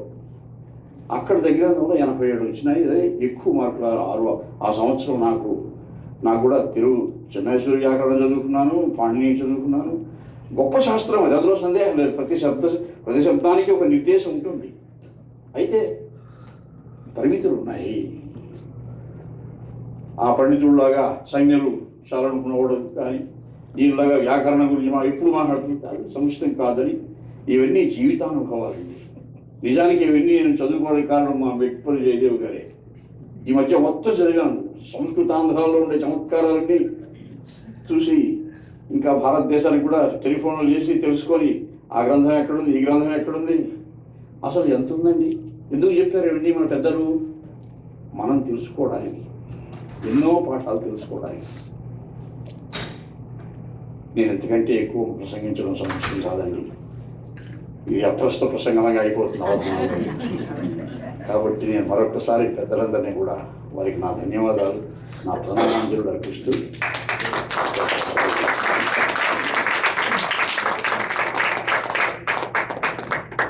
మధ్య సదాతనము సనాతనము అని 2 మాటలు ఉన్నాయి. దానికి సంబంధించి ఏ విషయం తెలుసుకోవాలన్నా మనం ఆర్షుల వాక్కులు వినాలి కదా. ఆర్ష వాక్కు అంటే ఋషులు చెప్పే మాటలు. ఋషులు అప్పుడిప్పుడు లేరండి, మన మధ్యనే ఉన్నారు. మనం చాలా అదృష్టవంతులం, చాలా మంచి కాలంలో మనం ఉన్నాం. ఇంతటి అద్భుతమైనటువంటి ప్రసంగం చరిత్రని, సాహిత్యాన్ని, శాస్త్రాన్ని, ధర్మాన్ని అన్నింటినీ కూడా ఒక కోణంలో ఒక చిన్న తలుపు తీసి వాటిని దర్శనం చేయించినటువంటి పంచసహస్రావధాని గారు, మహాభక్త, అన్నమాచార్య భక్తుడు శ్రీ మెడిసిన్ మోహన్ గారికి అందరి తరఫున నమస్కారం. మీరు చెప్పిన ప్రతి విషయము ఒక చమత్కారము, హాస్యము అని మీరు అన్నారు, కానీ దాని యొక్క లోతులు కానీ ఆలోచించినట్టయితే చాలా అద్భుతమైన ప్రపంచం ఆవిష్కరణ పడుతుంది మన మధ్య.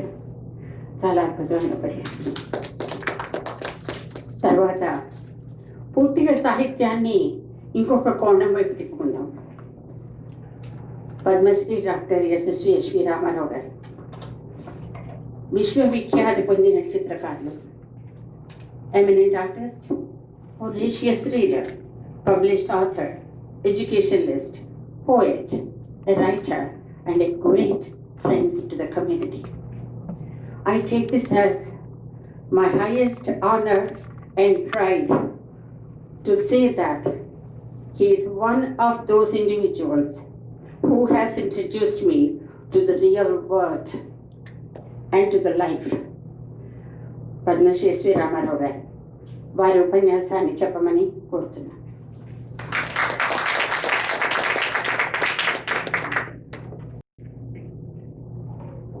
తిరుపతిలోని శ్రీ వెంకటేశ్వర స్వామి ఆస్థానంలో ఉన్న నిలయ విద్వాంసులు, మహత్తర మహోన్నత పండితులు, సరస్వతీదేవి ఆశీర్వాదం పొందిన జ్ఞాని, పంచశాస్త్ర అవధాన శిరోమణి బ్రహ్మశ్రీ డాక్టర్ మేడసాని మోహన్ గారికి నమస్కారం. వారు మాట్లాడిన తర్వాత అలాంటి వాడు మాట్లాడడం అన్నది నాకే అంత బరువుగా లేదు, కానీ నేను కూడా మాట్లాడాలి కాబట్టి సభలో ఆజ్ఞ ఇచ్చింది మిత్రులు సుంటి శారదాపూర్ణ సుస్వల్ల సుంటి గారికి, తాత ప్రకాశం గారికి ఎంతో ప్రేమతో పిలిచారు కాబట్టి నేను 4 ముక్కలు చెప్పాల్సిన అవసరం ఉంది. కొన్ని విషయాలు మనం ఆసుదారుగా మాట్లాడగలం, పుస్తకం లేకుండా. తానా ఆట సభల్లో మాట్లాడే వాళ్ళందరూ ఆసుదారుగానే మాట్లాడతారు. నాకు అలవాటు ఉంది. తానాలో one of the founder members. మొదటి నుంచి 4-5 ఆటలు ఆసుదారుగా మాట్లాడిన వాడిని. అలాగే ఆటలు అలా ఉంచండి. ఎందుకు చెప్తున్నానంటే నేను రేపు ఇప్పుడు చదవబోయే విషయం మాట్లాడే విషయం కాదు. ఎందుకు చదవబోయే విషయం నేను అన్నాను అంటే, మీ అందరిలో లేని ఒక విషయం నాలో ఉంది. నేను ప్రొఫెసర్గా ఉంటున్నప్పుడు 2 సంవత్సరాలుగా నాకు ఒక ఐడియా కలిగింది. జీవితంలో వయసు వచ్చినాక, ఎన్నో యూనివర్సిటీలో టీచ్ చేసినాక, అసలు లైబ్రరీ సైన్స్ అంటే ఎందుకున్నది, అది కూడా ఒక సైన్సేనా అని అప్పటికే నేను పుస్తకాలకు రాయడం ఉన్నది. అప్పుడు నేను ఎలా చదవాలి అని తెలుసుకోవడానికి ఓల్డెస్ట్ లైబ్రరీ స్కూల్ అమెరికాలో వ్యాండర్బిల్ట్ యూనివర్సిటీలో ఉంటే అందులోకి వెళ్ళి 2 ఏళ్ళు చదివాను నేను. ఆ అవకాశం నాకు ఎటువంటిది కలిగించిందంటే, ఎన్నో మహత్తర పుస్తకాన్ని ప్రపంచంలో ఉన్న వాటిల్ని, మరి ఇది అమెరికా కదా, ఆ పుస్తకాన్ని రివ్యూ చేయమనే వాళ్ళు, సొంతంగా వ్యాసాలు రాయమనే వాళ్ళు, అందుకు ఎస్ఎస్ చేసేవాళ్ళు, పుస్తకంలో ఉంది నేరేట్ చేయడం కాదు, నీ అభిప్రాయం ఏంటని. ఆ విధంగా ఏ రాలేదే నాకని ఒకసారి ప్రశ్న అడిగితే అన్నారు, నువ్వు చెప్పింది బాగా క్షుణ్ణంగా చదివావు, కానీ మేము అడిగింది నీ అభిప్రాయం చెప్పాను. తర్వాత ఎవరైనా పుస్తకం గురించి అడిగినప్పుడు ఆ పుస్తకంలో అది ఆటోబయోగ్రఫీ అయితే అప్పుడు నువ్వు సొంతంగా చెప్పక ఆ మహానుభావుడు చెప్పిందే నువ్వు చెప్పు శ్రోతలకి అని. అది నా మనసులో ఉంది. ఎప్పుడు నేను ధారాళంగా మాట్లాడే నా ఉద్దేశాలు కావు. ఒక మహా వ్యక్తి, ఈ director of archaeology of India కాదు, ఒక మధ్యతరగతి ఆర్కియాలజిస్ట్, ఒక మాస్టర్ తీసుకొని ఆర్కియాలజీలో డిప్లొమా తీసుకున్నారు. వారు ఇంత గొప్ప వ్యక్తి అవ్వడానికి కారణం ఏంటంటే వారిలో ఉన్నటువంటి ఒక ధ్యేయం, వారిలో ఉన్నటువంటి కొన్ని నమ్మకాలు. ప్రతి మానవుడు గొప్పవాడు అవ్వాలంటే తనకు ఒక నమ్మకం ఉండాలి. ఆ నమ్మకం రావడానికి తన చిన్న పీబ్రెయిన్ సరిపోదు. ఎన్నో పుస్తకాలు చదివితే, ఎన్నో విషయాలు చూస్తే, అవన్నీ అర్థం చేసుకొని అరిగించుకొని మాట్లాడే మాటలు నేను చూసారా, అవి వాడిని గొప్పవాడిగా తీయడానికి ఒక బాట వేస్తాయి. ఆ బాట మీద మళ్ళీ నలవాడేస్తాను. అలాగా ఈ పుస్తకం నేను సుగునికి తెలుసు, మా భార్య. నాకు పెద్ద క్రిటిక్ ఎవరంటే సుగుని. నాట్లో కూడా నా బొమ్మలు చూపించేవాడిని ఆవిడకి యాబ్స్ట్రాక్ట్ ఆర్ట్ తెలియదు, నాకు తెలియదు యాబ్స్ట్రాక్ట్ ఆర్ట్, అందుకని యాబ్స్ట్రాక్ట్ వేసేసేవాడిని నేను.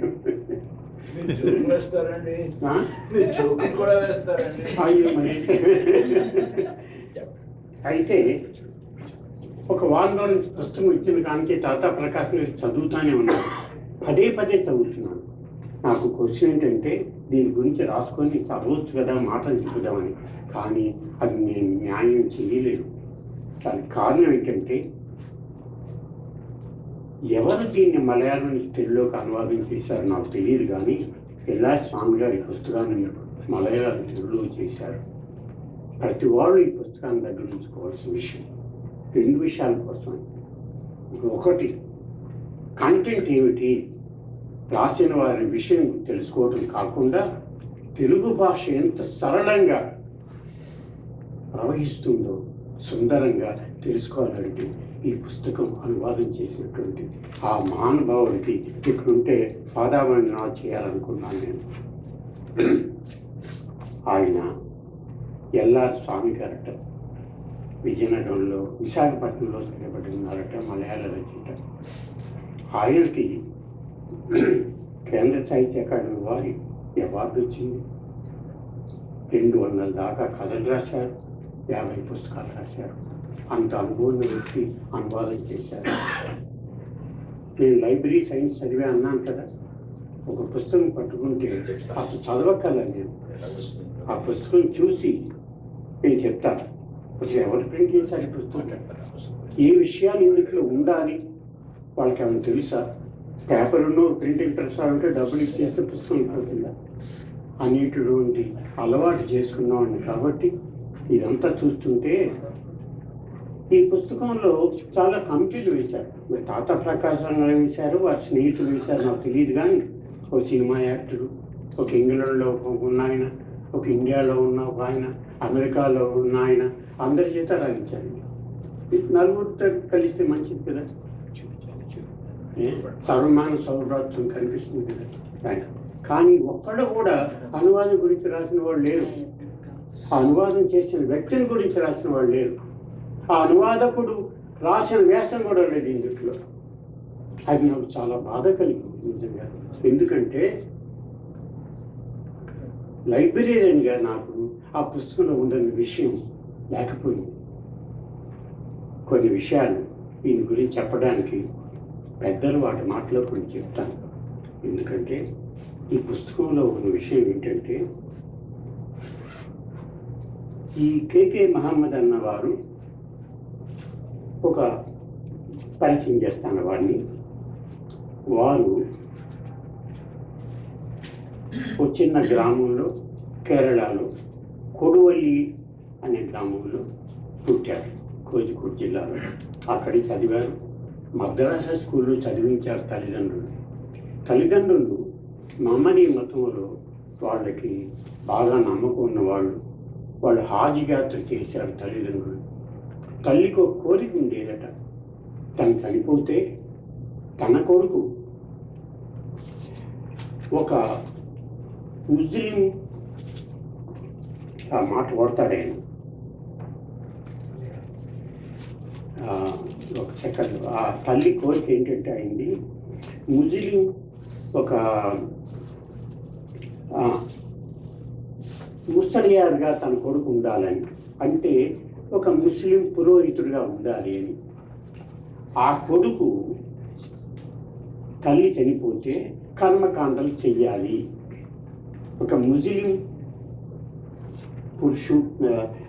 పురోహితుడిగా చేయాలని కోరుకుండేది. అటువంటి ముస్లిం సంప్రదాయానికి వచ్చిన వ్యక్తి ఆర్కియాలజిస్ట్ అయిన తరువాత సర్వమాన సౌభ్రతత్వాన్ని గ్రహించి చెప్పుకుంటాడు. ఆయన నేను ఇంత గొప్ప అవడానికి నా టీచర్లే కారణం అని. ఆ టీచర్లు ఒక టీచర్ ఉండేవారట, ఆయన చెప్పిన మాటలు చెప్పాలా, ఎందుకంటే లేకపోతే అన్యాయం జరుగుద్ది ఆయనకి. హిందూ, ముస్లిం, క్రైస్తవ, బౌద్ధ, జైన మతాలు మన దేశ సంస్కృతిని సుసంపన్నం చేశాయని, దేశ ప్రజలు అన్ని మతాలను సమానంగా గౌరవించి ఆదరించాలని ఒక సాంఘిక సంస్కర్తగా కెకే అహ్మద్ గారి అభిలాష. అది ఆయన ఉద్దేశం. ఆ బాటలోనే నడిచాడు జీవితం అంతా. ఒక ముస్లిం వ్యక్తి చేస్తున్నప్పుడు మన రామాలయం కట్టాం, దాని మీద ఎంత క్షోభ జరిగిందో ఇండియాలో మీకు తెలుసు. దానికి ఎంతో ధైర్యంగా ఒక ముస్లిం అతను, ఒక సామాన్య ఉద్యోగస్తుడు రామాలయం కింద నిజంగా దేవాలయం ఉన్నది, ఎన్నో దేవాలయాలు విగ్రహాలు ఉన్నాయి. మొట్టమొదటిగా కమిటీ వేసినప్పుడు ఆ కమిటీలో ఆయన మెంబర్గా ఉన్నాడు, ఒక జూనియర్ మెంబర్గా. అందరూ ఏం మాట్లాడలేదు. గవర్నమెంట్ ఉద్యోగస్తులు మాట్లాడకూడదు పబ్లిక్గా చాలా విషయాలు. ఆయన ధైర్యంగా వచ్చి, నేను చూశాను బాబ్రీ మస్జిద్ కింద దేవాలయం ఉన్నది, అందులో శిలాఫలకాలు ఉన్నాయి, అది తలలు గల రావణాసురుని చంపిన విష్ణువు 11-12వ శతాబ్దంలో కొన్ని విగ్రహాలు ఉన్నాయి, నాగరిక లిపిలో ఉన్నది. విష్ణువు యొక్క చాలా అవతారాలు ఉన్నాయి, శివ పార్వతి విగ్రహాలు ఉన్నాయి, అభిషేక జలం ప్రవహించే మకర ప్రణాళిక ఉన్నది. ఇలా 263 వస్తువులు దొరికాయట. అంత ధైర్యంగా చెప్పగలిగాడు ఆయన. కమిటీలో ఉన్నవాళ్ళు ఎవరు బయట చెప్పలేదు. చెప్పి అందరు నమ్మకపోతే ఆయన ప్రెస్కి ఇచ్చాడు, అవన్నీ రాశాడు. రాస్తే మరి హిందువులు ఉన్నారు కదా, బజరంగ బలి వాళ్ళు, ఆర్ఎస్ఎస్ వాళ్ళు, వీళ్ళందరూ ఆయన మీద చాలా బాధపడ్డారు. బాధపట్టి ఒకసారి ఏమైందంటే, తాజ్మహల్ ఉంది కదా, అటు రామాలయాన్ని కనుక్కున్న వ్యక్తి అయ్యాడు ఆయన. తాజ్మహల్ ఉంది, ఆయన ఏం చేశారు, ట్రాన్స్ఫర్ చేస్తుండేవాళ్ళు ఈయన ఎక్కడ పడితే అక్కడ. అందుకే రాజు కోపం వస్తే తలకాయ నరికేసే బదులు కూర్చొని పడేస్తారు. అలాగే ఈయన్ని తీసుకొచ్చి ఆగ్రాలో పడేశారు. ఈ ఎక్కడ పెడతాడు ఢిల్లీలో ఉంటే అని. ఆ తాజ్మహల్ దగ్గర ఒక రోజు వెళ్ళాడు ఆయన. వెళితే ఆర్ఎస్ఎస్ ప్రభుత్వం, మన ప్రభుత్వము హిందువుల ప్రభుత్వం ఉంది, ఆర్ఎస్ఎస్ వాళ్ళ ప్రభుత్వం ఉంటే తాజ్మహల్ వెనకాల స్థలము 500 మీటర్లలోనూ తాజ్మహల్కి ఏ కట్టడాలు కట్టకూడదని గవర్నమెంట్ రూల్స్ ఉన్నాయి. తర్వాత ఆగ్రా కోటకి 300 మీటర్ల దూరంలో ఏం కట్టకూడదని ఉన్నది. మాయావతి ఆనాడు chief minister, very powerful lady ఆవిడ. ఆవిడ నయోడా అని ఢిల్లీ దగ్గరే ఉంది. అక్కడ ఆవిడ చాలా విగ్రహాలు కట్టించింది. ఆ విగ్రహాలు చేసిన వ్యక్తి కూడా నాకు మంచి స్నేహితుడు. ఆయనే పటేల్ విగ్రహం కట్టాడు, టాలెస్ట్ విగ్రహం ప్రపంచం మొత్తం మీద. ఆయన కొడుకు నాకు బాగా తెలుసు ఢిల్లీలో. అటువంటి వ్యక్తి ఏం చేసి మాయావతి కట్టేయండిరా ఆగ్రా పక్కన మన హిందూ దేవాలయం అన్నారు. వాళ్ళు కట్టేస్తున్నారు, పునాలు తీశారు, గోళ్ళు కట్టేస్తున్నారు. చూసారు ఇదేంట్రా ఇక్కడ కడుతున్నారు, ఇది కడితే తాజ్మహల్ పునాదులు పాడైపోతాయి, పక్క రివర్ ఉన్నది, ఇక్కడ కట్టకూడదని ఇదివరకే శాసనాలు ఉన్నాయి. ఎవరైనా కట్టాలంటే ఆ పరిధి లోపల ఆర్కియాలజీ డిపార్ట్మెంట్ అడగాలి. అడగకుండా అలా చెవిటి వింటని వెళ్ళాడు. చూశాడు, చూసేది బద్దలు కొట్టడానికి భయం. గవర్నమెంట్ ఏమో బీజేపీ వాళ్ళు ఏం చేస్తాడు ఆలోచించాడు బాగా. మళ్ళీ మాయావతి ఏం చేసింది, ఆగ్రాకిను తాజ్మహల్కి మధ్యన ఒక 300 కాదు, ఒక షాపింగ్ మాల్స్ దాదాపు 100 కటింగ్ చేస్తుంది అని నిర్ణయాలు తీసుకుంటాడు. ఎవరిని అడగలేదు. ఈయనకి ఆ నిర్ణయాలు తీసుకుంటే ఏమవుతుందంటే, ఒక తాజ్మహల్ అమ్ముచండి, అక్కడ పక్కన దగ్గరలో దేవాలయం కట్టడం, పునాదులు అంటాను. ఇటు ఆగ్రాకి తాజ్మహల్ ఉంటే షాజహాన్ ఔరంగజేబ్ తండ్రిని ఖైదులో పెట్టి ఉంచితే ఆయన ఆ ఖైదీకి ఉన్నటువంటి ఆ మేడలో ఉన్నటువంటి కిటికీకి ఉన్న చువల మధ్య నుంచో సిమెంట్ గడుల్లో ఉన్న ఖాళీలోంచో తను కట్టించిన భార్యకి తాజ్మహల్ చూస్తూ చూస్తూ చనిపోయాడు. ఆయన ఇప్పుడు షాపింగ్ మాల్ కడితే, బిల్డింగులు కడితే అటువంటి పవిత్ర స్థలం ఎలాగా, నేను ముస్లిం అయితే వీళ్ళందరూ ఈ ముస్లిం కాబట్టి ఇలా చేశాడు, పరిరక్షణ తాజ్మహల్ అనుకుంటారని చెప్పి ఆయన ఆలోచించి అయితే అయింది, పోతే నా ఉద్యోగం పోతుంది పోనీ, కానీ ఇలా అన్యాయం జరుగుతుంటే నేను చూడలేను అనుకొని బుల్డోజర్ తీసుకొచ్చి ఆ దేవాలయం పక్కన కడుతున్న తాజ్మహల్ పక్కన కట్టు హిందూ దేవాలయం గోడల్ని వాటిని కూలదోడించాడు. దాని మీద గవర్నమెంట్ రిపోర్ట్ రిలీజ్ చేసింది. మాయావతి వెళ్ళి అతన్ని శిక్ష తీసుకోవాలని సెంట్రల్ గవర్నమెంట్ పెట్టింది. మాయావతి బీజేపీ వాళ్ళు ఇద్దరు కలిపి ఏర్పాటు చేసిన యూపీ గవర్నమెంట్ అది. The largest state, largest MPs ఉన్న వాళ్ళందరూ మీరు ముస్లిం గాడు రావడం ఏంటి, ఇది కొట్టించేయటం ఏంటి. ఈయన ఏం చేశారంటే అప్పుడు ఆర్ఎస్ఎస్ చీఫ్కి ఉత్తరాలు రాశాడు, అయ్యా నేను చేస్తుంది నా కోసం కాదు, ఇది మనం పరిరక్షించిన బాధ్యత మన మీదే ఉంది అని చెప్తూ చివరికి మాయావతి ఏం చేయలేకపోతే ఆ గవర్నమెంట్ కూలిపోయింది. దీనివల్ల అది కట్టింది, ఇంతవరకు కూడా కట్టలేదు అన్నారు. అటువంటి తీరుకు కే మహమ్మద్ గారు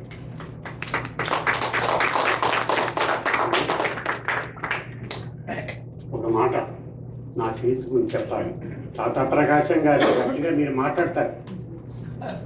భగవంతుడి మీద రాసిన భగవద్గీతకి, విజయగీత పుస్తకానికి అంత ఆర్ట్ పేపర్ అనేది వేశారు, చాలా గొప్పది, ఎంత డబ్బులు ఖర్చు పెట్టి. ఈ పుస్తకం కూడా ఆర్ట్ పేపర్ వేస్తే చాలా బాగుంది పేపర్.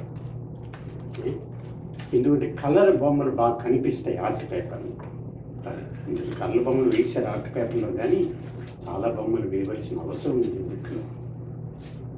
ఇంకొకటి ఇలాగే ఒకసారి ఏమైందంటే ఈయన్ని ప్రతి రాష్ట్రాలకి మారుతుండేవాడు.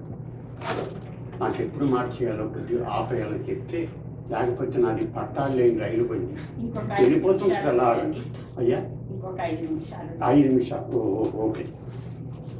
అయితే ఇలాగ ఆయన ఎక్కడికి వెళ్ళినా నేను చూడండి ఒక చిన్న ఉదాహరణ అయితే గవ్వ చదివేస్తాను.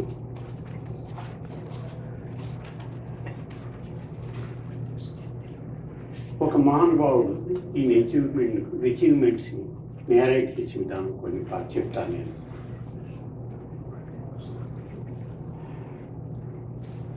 ఛత్తీస్గఢ్ అడవుల్లో సామలూరు అనే శివక్షేత్రం ఉంది, మహా గొప్పది. దాన్ని అక్కడ ఖరీదు చేసే వాళ్ళందరూ మాఫియా వాళ్ళు ఎక్కువ ఉంటారు. నార్త్ ఇండియాలో, మధ్యప్రదేశ్లో, బీహార్లో, యూపీలో ఎక్కువ మాఫియా వాళ్ళు ఉంటారు. అక్కడికి వెళ్ళడానికి భయం అందరికీ. కొంత ఆర్కియాలజిస్ట్ని వాళ్ళ మీద కారు నడిపి చంపేశారు. ఎవరు వెళ్ళరు. ఈయన అతని చోటకి వెళ్ళాడు. వెళ్ళి అక్కడ శివాలయం పాతపడిపోయి ఉంటే దాన్ని పునర్నిర్మించి దోవలు కట్టించి ఎంతో పెద్ద పేరు తెచ్చుకున్నాడు. ఈనాటికి ఎంతో పుణ్యక్షేత్రం అయింది. మధ్యప్రదేశ్లో చంబల్లో ఏముంది మీకు అందరికీ తెలుసు. చంబల్లోకి అసలు ఎవడు వెళ్ళడు. అటువంటి చోట మా గొప్ప శివాలయం ఉంది. ఉంటే అక్కడికి ఒకసారి వెళ్ళి చూచాడు. ఆయన చూసిన తర్వాత ఇక్కడ ఈ శివాలయాన్ని పునరుద్ధరణ చేయాలనుకున్నాడు. వెళ్తే అక్కడ గుజ్జరని ఒక భయంకరమైన వ్యక్తి ఉన్నాడు, మాఫియా మ్యాన్. సెంట్రల్ గవర్నమెంట్ ఆయన పట్టుకోలేకపోయింది. ఆయన దగ్గరికి వెళ్ళాడు. ఆయన తెలియదు, బీడీ తాగుతూ కూర్చున్నాడట. తను వెళ్ళి ఆయన బీడీ తాగుతాయంటే ఇక్కడ ఇంత గొప్ప శివాలయం ఇదేంటి ఇట్టే కదా అని వాడు అలా చూసేలాగా అన్నాట. మళ్ళీ ఇంకోటాడు కూర్చొని మళ్ళీ అక్కడ బీడీ తాగుతుంది. ఏంటి ఇది ఈ పిల్లలతో వదలకెళ్ళకుండా ఏం చేస్తామని దూరం చూస్తే గన్నులు పట్టుకుని ఆయన చుట్టూ కాపలాకున్నారు. పక్కన చెప్పాట, బాబు ఆయన చంపేస్తాను. అప్పుడు వెంటనే కాళ్ళ మీద పడి కూర్చోడానికి ఆయన చెప్తాడు, అయ్యా గుజార్ ఆయన సామరస్యం కలిగింది. 7th శతాబ్దంలో మీరు అన్నట్టే మహారాజు గుజార్ గారు మీ యొక్క సంప్రదాయంలో ఉన్నవాళ్ళే, వాళ్ళ వారసులే మీరు ఉండబట్టే ఈనాడు ఈ శివాలయం శిథిలావస్థలో ఉన్నది. మీరు లేకపోతే ఎంతోమంది ఆ విగ్రహాన్ని తీసుకొని ఇతర దేశాల మీద డబ్బులు చేసుకునేవాడు. మీ వల్లే ఇది కాపాడడం జరిగింది. నమస్కారం అయ్యా, నేను దీనికి పునరుద్ధరణ చేద్దాం అనుకున్నాను, అందుకోసం వచ్చాను, కానీ నన్ను క్షమించండి, మీరు తెలియక నేను ఏమిటో బిడి కలుస్తున్నాం అని అన్నాను అని కాళ్ళ మీద పడ్డాడు. ఆయనలో మార్పు వచ్చి అప్పుడు అన్నమాట, మేమందరం దొంగతనానికి వెళ్తాం ముఠాలో. వెళ్ళి దొంగతనం చేసే ముందు ఇక్కడున్న ఆంజనేయ స్వామికి వెళ్ళి నమస్కారం పెట్టుకుని వెళ్తాం. మేము దొంగతనాలు చేసి ఆ డబ్బంతా తీసుకొచ్చి ఆంజనేయ స్వామి గుడిలోకి వెళ్ళి ఆయన నమస్కారం పెడతాం. ఆ టైంలో ఎవరు ఉంటానికి వీలేదు అంటే ఆయన తప్పనిసరిగా సార్ 6 గంటలు అయిపోయి కానీ మళ్ళీ మేము ఇక్కడికి వెళ్ళిపోతాం మీరు అని చెప్పి అలాగా ఆయన్ని అక్కడి నుంచి మార్చి ఇటేమో ఆగ్రాలో వేస్తే ప్రాబ్లం తెచ్చాడు. ఢిల్లీలో వేస్తే ఆయన కుతుబ్ మీనార్ కింద దగ్గరే ఉన్నటువంటి హిందూ దేవాలయాలని పునరుద్ధరించాడు. ఇలాగ దేశమంతా పునరుద్ధరించిన వ్యక్తి, అందరినీ ఎదుర్కొన్న వ్యక్తి, తను చంపడానికి ఎంతమంది వచ్చి ఎంత చేసినా ఎదుర్కొన్న వ్యక్తి. ఆయన చెప్తాడు, ఒక మాట చెప్పి వదిలిపెడతాను, చదవటం చాలా ఇంపార్టెంట్, వినడం ఒకటి ఇంపార్టెంట్. మీరు చదవకపోతే మీరు చెప్పినంత ఏమర్థం అవుద్ది? భగవద్గీత ఏమర్థం అవుతుంది? భగవద్గీత చదవకపోతే తెలుగులో ట్రాన్స్లేషన్ ఒక్క మాట చెప్పాలి. ఆయన చెప్తాడు, నెహ్రూ డిస్కవరీ ఆఫ్ ఇండియా చదివాడట కేకే అహ్మద్ గారు. ఆయన వరల్డ్ హిస్టరీ చదివాడు. అన్ని పుస్తకాలు వీరికి చరిత్ర పట్ల, ఆర్కియాలజీ పట్ల ఆసక్తి కలిగింది. అది జీవితం అంతా జ్ఞాపకం పెట్టుకుని ఆ రోజులో వెళ్ళాడు. అట్లాగే వాళ్ళ టీచర్ ఉండేవారట. ఆ టీచరు రామాయణం, భారతం అన్ని పాఠాలు చెప్పేవారట. అదంతా నేర్చుకున్నాడు ఆయన. శ్లోకాలు నేర్చుకున్నాడు ఆయన. క్యాబినెట్ మినిస్టర్ వచ్చి నేను ఉద్యోగం తీసేస్తున్నా, ఎక్కడికైనా ప్రాబ్లం తెస్తున్నావు నువ్వు అంటే ఆయన శ్లోకాలు చెప్పి, అయ్యా నేను సత్యం కోసం పాల్పడ్డాను, నా ఉద్యోగం తీసేసి వస్తే దాన్ని సిద్ధపడ్డాను చెప్పారు. అటువంటి ధైర్యంగా ఎదుర్కొని జీవితాన్ని గడిపిన వ్యక్తి. ఎంత చదివినా తనివి తీరినటువంటి రచన ఈ పుస్తకంలో ఉంది. అంత గొప్ప జీవిత చరిత్ర చదవడం నాకు అవకాశం కలిగిన తాత ప్రకాశం గారికి, శారదాపూర్ణ గారికి మరీ వాటిని నమస్కరిస్తూ ఈ అవకాశం కలిగినందుకు నాకు అదృష్టంగా భావిస్తున్నాను. యశస్వి ఎస్వి రామారావు గారు ప్రపంచాన్ని చూసే దృష్టి వేరు. ఆయన ఆయనతో పరిచయం ఉన్న ప్రతి ఒక్కరికి కూడా దేన్ని ఎలా చూడాలో ఆయన చాలా స్పష్టంగా నేర్పిస్తారు. ఆయన స్నేహం, ఆయన పరిచయం, ఆయనతో చర్చలు, సంభాషణలు, సమావేశాలు ప్రతి ఒక్కటి కూడా ప్రతి ఒక్కరికి చిరస్థాయిగా వారి లోపల నిలిచిపోతాయి. ఆ ఎస్వి రామారావు గారి స్నేహం లభించిన ఒక గొప్పవారు. దానికి మీకు కృతజ్ఞతలు. ఒక కావ్యాన్ని ఎలా చదవాలి, ఒక పుస్తకాన్ని ఎలా చదవాలి, ఒక విషయాన్ని ఎలా చూడాలి, ఆ విషయంలో దేన్ని చూడాలి అనేటువంటి అతి సూక్ష్మమైన విషయాలు కూడా వారు చెప్తారు. వారు ఈరోజు ఈ గ్రంథం చదివి తను పుస్తకాన్ని ఎలా చదవాలో చెప్పారు.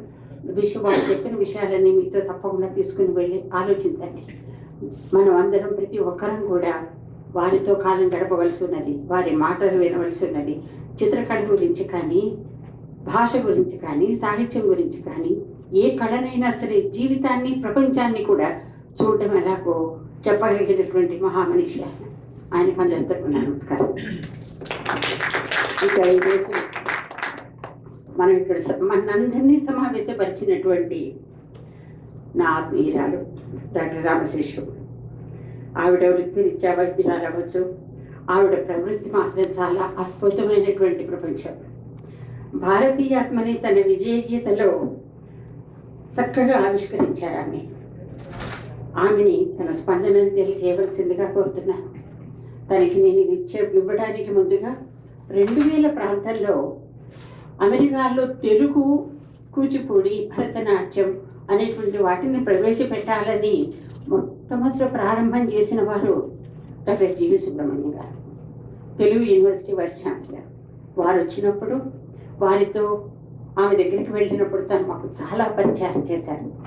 వచ్చిన ప్రతి వైస్ ఛాన్సలర్ జీవి సుబ్రహ్మణ్యం గారు, తర్వాత డాక్టర్ గోపి గారు, తర్వాత గౌరీశంకర్ గారు, మంజులత గారు అందరూ వచ్చారు.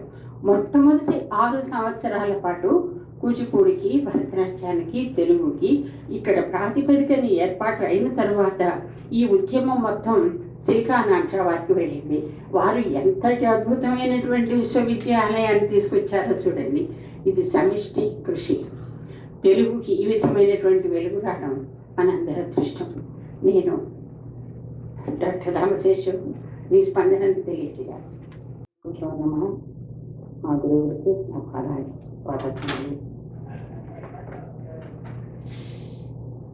మహానుభావులు మాట్లాడిన తర్వాత నేను మాట్లాడడం సాహసం చేస్తున్నట్టే.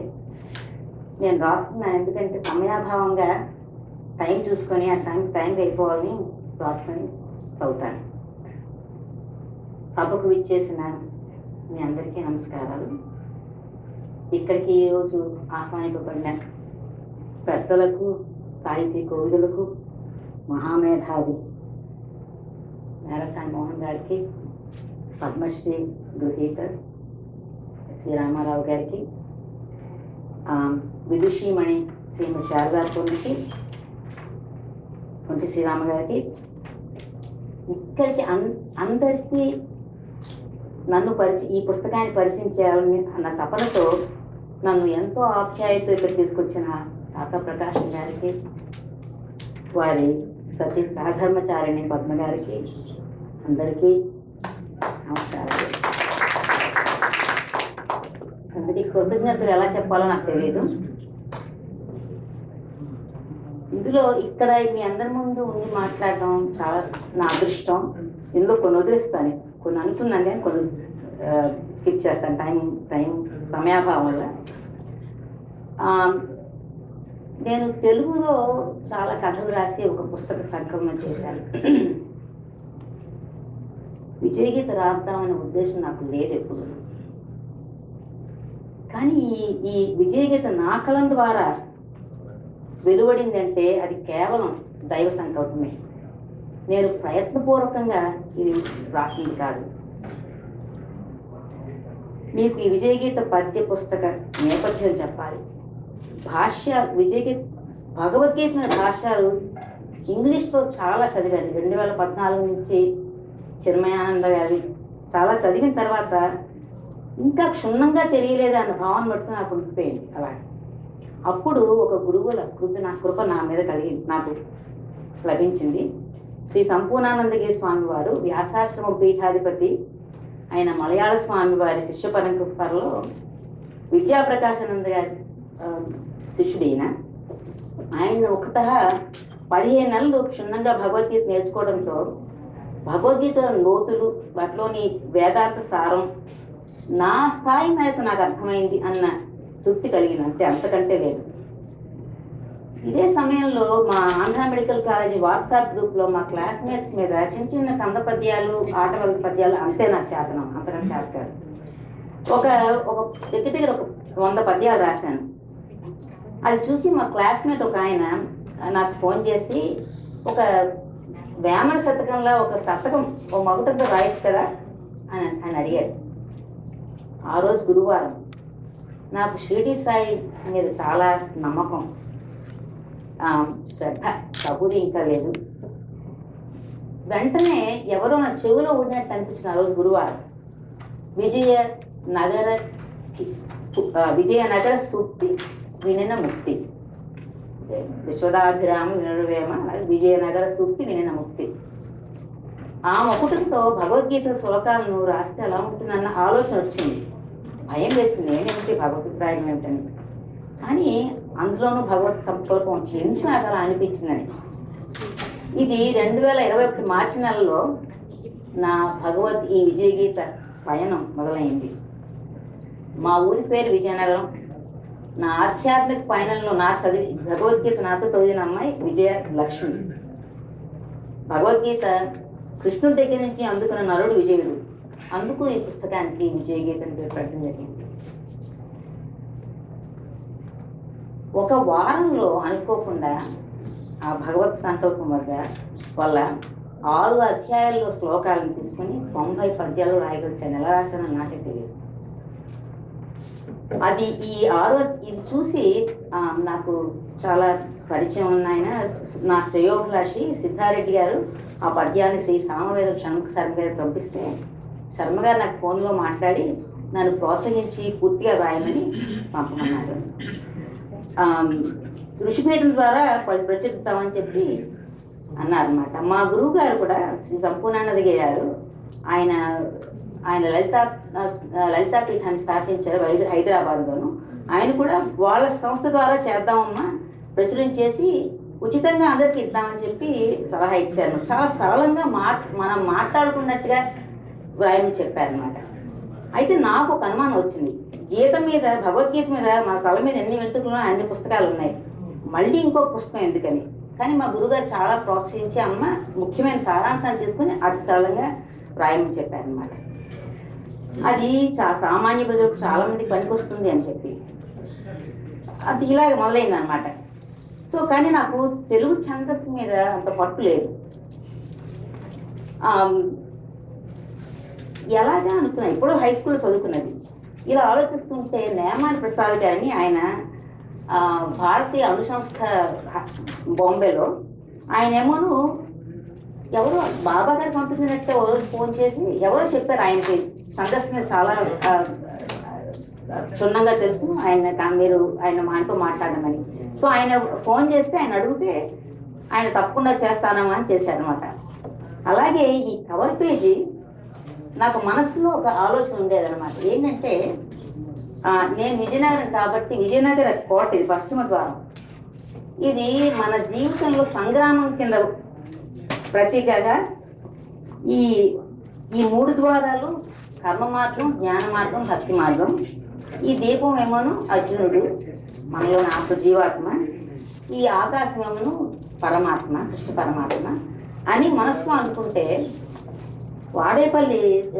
వాడపల్లి శ్రీనాథ్ అని ఒక ఆయన ఎవరో పరిచయం చేశారు ఆయన్ని. ఆయన చెప్తే ఆయన ఆ రోజు రాత్రికి రాత్రి అలా చేసి మనల్ని పంపించాడు ఆయన నాకు. మా గురుగారు అన్నారమ్మా ఈ పుస్తకం మనం ప్రింట్ చేయించి అందరికి ఇద్దామని చెప్పి. నేను అన్నాను, ఇది నేను ఆటో పైలట్లో పెట్టానండి, నాకు ఈ ఛందోబద్ధంగా అన్ని సరిగ్గా సవరణ చేసిన ఆయనంతా ఆయనే వచ్చి నన్ను ప్రకటించి తీసుకున్నారు ఆ పని. ఈ పుస్తకం ఈ కరవ పేజీ కూడా ఎవరో వచ్చి చేశారు నాకు. నేను ఎవరిని అడగలేదు. అలాగే ఈ ప్రింట్ కూడా ఎవరో వస్తారు, అయితే అయ్యింది లేకపోతే వదిలేద్దామని. ఆగస్టు 2021లో అంతా పూర్తి చేసాము. కూర్చున్నాను. మార్చిలో ప్రకాశం గారు ఒకసారి ఫోన్ చేసి, ఏంటమ్మా ఏమవుతుంది అంటే, ఈ పుస్తకం అంటే భారతీయ తీర్థ సంస్థ ద్వారా చేద్దామమ్మా, ప్రింట్ చేద్దాము అని చెప్పి ఆయన పట్టుబట్టి మరీ చేయించారు. అయింది.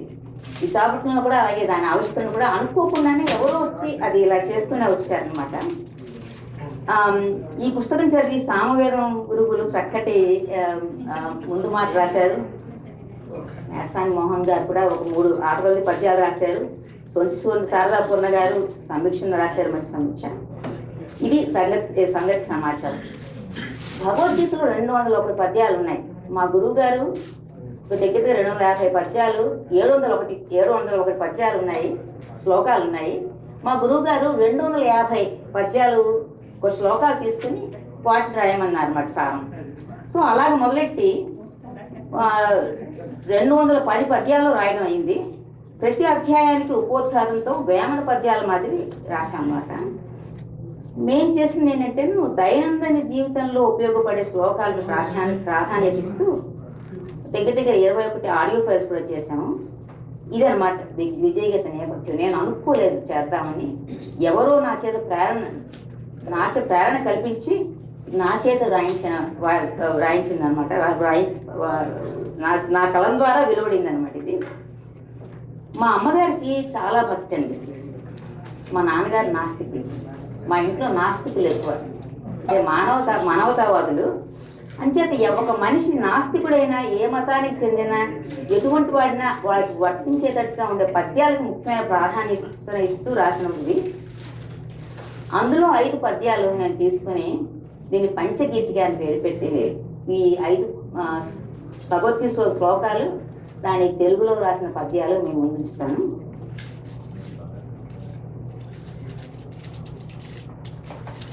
ఈ భగవద్గీతలో నాకు మొట్టమొదటి అన్నిటికంటే చాలా నన్ను బాగా ప్రభావితం చేసిన శ్లోకం 6వ అధ్యాయంలో, అదే ఆత్మ సంయమ యోగం, అందులో ధ్యాన యోగం అంటారు. దానిలో 5వ శ్లోకం అండి. మొట్టమొదటి ఆ శ్లోకం నేను చదివినప్పుడు, ఇది ఎందుకు చిన్నప్పుడు నాకు 1వ క్లాస్లో నేర్పించలేని అనుకున్నాను నేను. అదేంటంటే, ఉద్ధరేదాత్మనాత్మానం నాత్మానం అవసాదయే ఆత్మైవ హ్యాత్మనో బంధువు ఆత్మైవ విపురాత్మన. ఉద్ధరే ఆత్మన ఆత్మానం నా ఆత్మానం అవసాదయే ఆత్మ ఏవ హి బంధువు ఆత్మ ఏవ రిపుః ఆత్మనః. ఎంత మంచి శ్లోకం, నాకు నిజంగా అనిపిస్తుంది. ప్రతి పిల్లవాడికి ఉగ్గుపాలతో నేర్పించాల శ్లోకం ఇది. దీని తెలుగులో, నిన్ను తిరముగొనుట నీదే బాధ్యత నమ్ము. తిరముగొనుట నిలదొక్కోవడం. నిన్ను తిరముగొనుట నీదే బాధ్యత నమ్ము. తప్పులుంటే నేను క్షమించాలండి. కింద జారి పడకు కృంగిపోయి. మనం విక్టిమ్ మెంటాలిటీ వచ్చేసింది చాలాసార్లు మనకి. వి బ్లేమ్ అదర్స్. ఇది చెప్తున్నాడు, అలా చేయదు నువ్వు. నిన్ను తిరముగొనుట నీదే బాధ్యత నమ్ము. క్రింది జారబడకు కృంగిపోయి. నీకు హితుడు వైరి నీవే నిక్కముగను. నీకు హితుడు మిత్రుడు, వైరి అంటే శత్రువు నువ్వే నిజంగాను. విజయనగర సూక్తి వినిన ముక్తి అని రాశాను అనమాట. అంటే నీవు మిత్రుడు, నీవే శత్రువు అని అర్థం అనమాట. అంటే ఇక్కడ నీ మనస్సు యొక్క శక్తిచే నిన్ను నీవే ఉద్ధరించుకోవాలి. ఈయన ఆత్మని ఆయన వాడారు, ఆయన శ్రీకృష్ణ పరమాత్మ. ఇక్కడ ఆత్మ అంటే మన ఆత్మ సాక్షాత్కారంలో ఆత్మ కాదు ఇది. ఎందుకంటే మనస్సే మన మిత్రుడు, మనస్సే మన శత్రువు. మనస్సును ఉపయోగించుకుని ఆత్మ ఉద్ధరణ చేసుకోవాలని శ్రీకృష్ణుడు చెప్పినప్పుడు అర్థం ఏంటంటే, ఉన్నత మనస్సుని ఉపయోగించుకొని నిమ్న మనస్సుని మనం నియంత్రణ చేసుకోవాలన్నమాట. వేరే మాటలో చెప్పాలంటే, బుద్ధిని ఉపయోగించుకొని మనస్సుని నియంత్రించుకోవాలి. మన ఉన్నతికి లేదా మన పతనానికి మరెవరు కాదండి, మనమే కారణం. మన సూక్ష్మ శరీరంలో ఆ భాగంలో ఉన్న అంతఃకరణకి 4 ఉన్నాయి: మనస్సు, బుద్ధి, చిత్తం, అహం అని. అందులో ఈ ఆత్మ అంటే ఇక్కడ మనసుకి బుద్ధికి సంబంధించిన అన్నమాట. సో ఇది మొట్టమొదటి శ్లోకం నాకు నచ్చింది. రెండవది అందరికీ తెలిసిందే, ఇది 2వ అధ్యాయం సాంఖ్యయోగంలో 47వ శ్లోకం. దాంట్లో గురుగారు చెప్పారు దాని గురించి. కర్మణ్యేవాధికారస్తే మా ఫలేషు కదాచన మా కర్మ ఫల హేతుకు మాతే సంగోస్తు అకర్మణి. నాకు అన్నిట్లో కన్నా నచ్చింది అకర్మణి. చివరిని ఆయన ఇన్సర్ట్ చేశారు అకర్మణి అని దాన్ని. నాకు చాలా నచ్చింది అది. ఇది కర్మణి ఏవ అధికార తే మా ఫలేషు కదాచన మా కర్మ ఫల హేతు భూ మా తే సంగ అస్తు అకర్మణి. ఈ శ్లోకంలో చాలా మంది అకర్మణి చెప్పినట్టుగా అది గ్రహించకపోవచ్చు, కానీ చాలా ముఖ్యమైనది. దీని తెలుగులో కర్మ చేయు హక్కు కలదు నీకని నమ్మి ఫలము గూర్చి చింతపడుట మాను. కథము కాదు, కారణం హేతు కాదు, నీవు అకర్మణ్యత వదులు. ఇక్కడ ఆయన అకర్మణి అన్నా కాబట్టి అకర్మణ్యత అంటే పని చేయకుండా కూర్చోవడం. నాకేమి చేత కాదని కూర్చోని చెప్పారు ఆయన. నువ్వు చెయ్యాలి, నువ్వు చేయాల్సిన అంటే కృష్ణ పరమాత్మ అకర్మణి అన్న మాట వాడారు కాబట్టి నేను అకర్మణ్యత అని వాడాను ఇక్కడ. ఇది భగవద్గీత చాలా ప్రసిద్ధమైన శ్లోకం. ఈ శ్లోకం కర్మ సిద్ధాంతం గురించి 3 సూచనలు చెప్తోంది. ఒకటేంటంటే నీ కర్తవ్యం నువ్వు చేయి, కానీ ఫలితాల గురించి పట్టించుకోకు. పని చేసేటప్పుడు కర్తృత్వ భావన, నేను చేస్తున్నాను భావనలో కూడా మీరు చెప్పారు. మూడోది చాలా ముఖ్యం అండి, కర్మలు మానివేయటంలో ఆసక్తి ఉండరాలి. కర్మలను మటుకు చేస్తూనే ఉండాలి. అంటే నీ ధర్మం నువ్వు చేయి, కానీ ఫలితాల గురించి సూచించకు. చెప్పిన మన ఫలితాలు, మన కర్మకి ఫలితాలు చాలా వాటి మీద ఆధారపడి ఉంటాయి. మన ప్రారంభం, మన అదృష్టం, భగవంతుని సంకల్పం. అందుచేత మనం చేయాల్సిన మనం చేస్తూనే ఉండాలి, ఫలాన్ని ఆశించకూడదు. ఇందులో 3వ శ్లోకం నేను ఎంచుకున్నది 12వ అధ్యాయం భక్తి యోగంలో 13వది 14వ శ్లోకం 2 కలిపే వస్తాయి. కానీ నేను 13వది ఎంచుకుంది కంటే అది అంటే 14వ శ్లోకంలో భగవంతుడు అని వస్తుంది. అంటే ఇది ఎవరికైనా వర్తించే సతతం యోగి యథాత్మ దృఢ నిశ్చయ మయ్యర్పిత మనోబుద్ధి యోమత్వర్త సమయప్రియ. ఈ రెండింటిని కలిపి నేను ఎలా రాశానంటే, ద్వేషములను విడిచి దీనుల కరుణించి మిత్రభావమందు మెలగువాడు ద్వంద్వములను ద్వంద్వం దాటాలి ధన్యుడనే మురారి విజయనగర సూక్తి విననముక్తి. అంటే ఎవరైతే సమస్త ప్రాణుల మధ్య ద్వేషభావం లేకుండా మైత్రితో స్నేహపూరితంగా కారుణ్యంతో ఉంటారో, ఎవరైతే మమకారం అహంకారం లేకుండా సుఖ దుఃఖ రాగద్వేషాలకి అతీతంగా ఉంటారో వారు నాకు చాలా ప్రియమైన వారని చెప్పారు కృష్ణ పరమాత్మ. ఆయన చెప్పినా చెప్పకపోయినా అవన్నీ మనం అందరూ చేయాల్సింది. ఇవన్నీ ఈ గుణాలు ఉంటే కనుక ఇది మా అలవర్చుకుంటే కనుక చాలా మంచిది. 4వ శ్లోకం నేను ఎంచుకున్నది, ఇది 5వ అధ్యాయం కర్మ సన్యాస యోగం అంటారు కానీ అందులో 18వ శ్లోకం చాలా ఇష్టం నాకు. ఈ శ్లోకం మా మనవరాలకు నేర్పించాను. చాలా స్పష్టంగా చదివితే చాలా ఆనందం వేస్తుంది. విద్యాగనే సంపన్నే బ్రాహ్మణే గవిహస్తిని సునిచైవ స్వపాకేచ పండిత సమదర్శన అన్నాడు. ఆ రోజు ఆయన చెప్పారు కృష్ణ పరమాత్మ. గవి అంటే ఆవు, హస్తి అంటే ఏనుగు, సుని అంటే కుక్క, స్వపాకేచ అంటే కుక్క మాంసం తినేవాడు, ఒడుకు తినేవాడు అంటే చండాలుడి, పంచముడు. వీళ్ళందరూ సమంగా చూస్తాడు నిజమైన పండితుడు. బ్రాహ్మణుండు నికను, తెలుగులోది బ్రాహ్మణుండు నికను పంచముండు ఒకటని, పంచముడు అంటే చండాలుడు. బ్రాహ్మణుండు నికను పంచముండు ఒకటని ఆవు కుక్క మరియు హస్తి అందు బ్రహ్మమొక్కటన్న పండితుడు బుధుడు. విజయనగర సూక్తి వినాముక్తి. బ్రహ్మమొక్కటే పరబ్రహ్మం ఒక్కటే అని చెప్పారు ఆ రోజు అన్నమాచార్య. అంటే నిజమైన పండితులు దివ్యజ్ఞాన చక్షువులతో ఓ బ్రాహ్మణుని, ఓ ఆవుని, ఓ ఏనుగుని, ఓ కుక్కని, చండాలుని అందరినీ సమదృష్టితో చూస్తాడు. భగవత్ అంశైన నిత్యమైన ఆత్మలుగా దర్శిస్తారు నిజమైన జ్ఞానులు. కాబట్టి సమదృష్టితో ఉండాలి. బ్రాహ్మణులు ఉన్నత జాతి వారు, శూద్రులు నిమ్న జాతి వారు అన్న దృక్పథాన్ని వేదాలు అంగీకరించవు. జ్ఞాన దృక్పథం ఏమిటంటే, బ్రాహ్మణులు పూజ చేసినా, క్షత్రియులు పరిపాలన చేసినా, శూద్రులు శ్రమ చేసినా వీరంతా భగవంతుని అంశులైన నిత్య జీవాత్మలే. అందుకే అందరూ సమానమే అని చెప్పాడు ఆయన. ఈ 5వ శ్లోకం 2వ అధ్యాయంలో 3వ శ్లోకం, సాంఖ్యయోగంలో 3వ శ్లోకం. ఇది వివేకానంద స్వామికి చాలా ఇష్టమైన శ్లోకం. ఇది పిల్లలందరికీ నేర్పించాలి. ఇదొకటి, ఆ మొదటి శ్లోకం ఆఖరి శ్లోకం పిల్లలందరికీ నేర్పించాలి. అన్ని 5 నేర్పించాలి. క్లైవ్యం మాస్మ గమ పాఠన్ నైతచ్చయ్యుపపద్యతే క్షుద్రం హృదయ దౌర్బల్యం త్యక్తోతిష్ట పరంతప. దీన్ని విప్పాలంటే క్లైవ్యం మాస్మ గమ పాఠ నయేత త్వై ఉపపద్యతే క్షుద్రం హృదయ దౌర్బల్యం త్యక్వా ఉత్తిష్ట పరంతప. అంటే క్లైవ్యం అంటే ఆడతనం మగతనం లేకుండా ఉండడం, అంటే ఇక్కడ పిరికివాడు అనుకోవచ్చు. ఉపపద్యతే అంటే నీకు తగదు అని అనమాట. పరంతప అంటే ఇక్కడ శత్రువుని జయించేవాడు, అంటే ఇక్కడ అర్జునుడు. అంటే పిరికితనం నీకు తగదు, హృదయ దౌర్బల్యాన్ని విడిచిపెట్టి నువ్వు లే అని అర్జునుడికి శ్రీకృష్ణుడు చెప్పాడు అనమాట.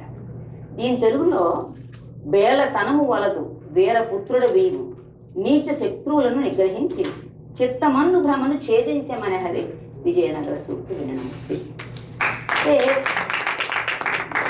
ఓ పార్థాన్ని ఈ పిరికితనానికి నువ్వు లొంగిపోవడం తగదు, ఈ నీచమైన హృదయ దౌర్బల్యాన్ని విడిచిపెట్టి యుద్ధానికి లేదు. అంటే జ్ఞానోదయ మార్గంలో విజయవంతంగా ముందుకు వెళ్ళడానికి ఎంతో స్ఫూర్తి, ఉత్సాహం అవసరం. ఉత్సాహంతో కూడా సామర్థ్యం ఉండి బద్ధకం, దురలవాట్లు, మోహం ఇలాంటివన్నీ మనస్సు యొక్క ప్రతికూలతను మనం అధిగమించాలి. శ్రీకృష్ణుడు చాలా నేర్పుగల గురువు. ఈ విధంగా అర్జునుడిని మందలించిన తర్వాత అతన్ని ప్రోత్సహిస్తూ అతడి అంతర్గత శక్తిని పెంపొందిస్తున్నాడు అన్నమాట. అందుకు నాకు భగవద్గీతలో చాలా నచ్చిన చాలా శ్లోకాల్లో ముఖ్యమైన ఈ ఐదుని గురించి మీకు చెప్దామని సమయం తీసుకున్నాను. మీరందరూ వచ్చినందుకు నాకు చాలా సంతోషం అండి. నేను చాలా సాధారణ వ్యక్తిని, నాకు తెలుగు భాష మీద పెద్ద పట్టు లేదు. ఇది భగవంతుడి చేత నా చేత వాయించబడింది. అందుకే నేను ఇందాక చెప్పాను, నా అహంకర్త అది.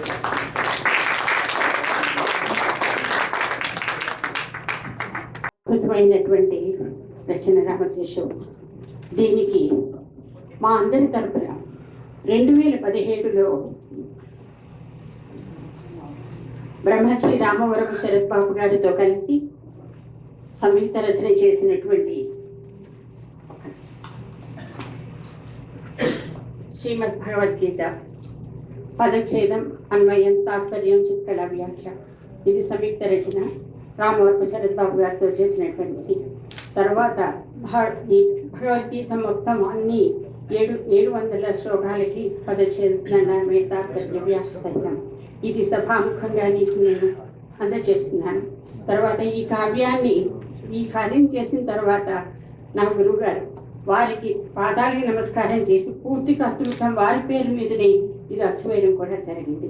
దీన్ని మీకు ఈ సందర్భంగా అందజేస్తున్నాను.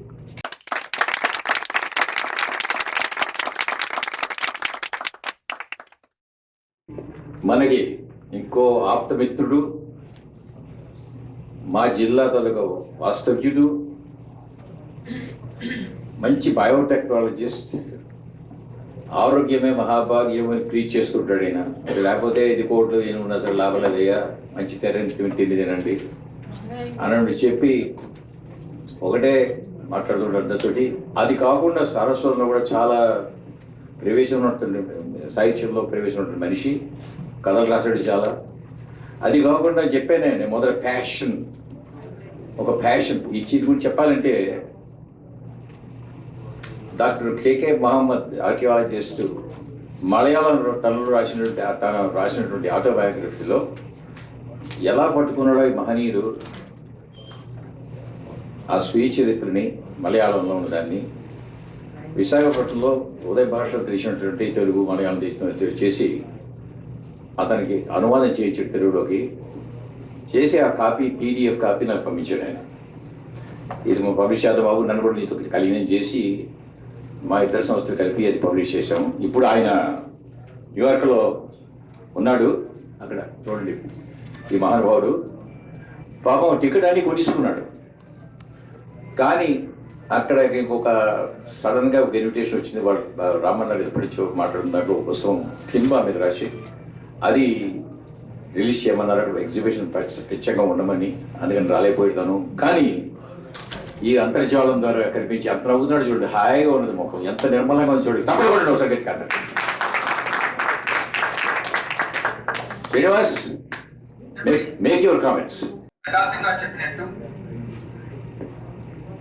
ఈ పుస్తకం నేను భారతీయుడు అన్నదాన్ని మీ అందరి ముందుకు తీసుకురావడానికి ఒక పెద్ద కృషి చేయడంలో నేను ఒత్తి లాంటి వాడిని.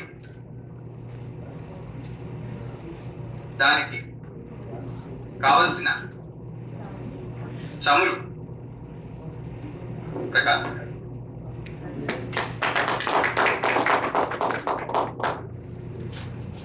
నాకు మహా ఆనందంగా అనిపించిన విషయం ఏంటంటే ఇవాళ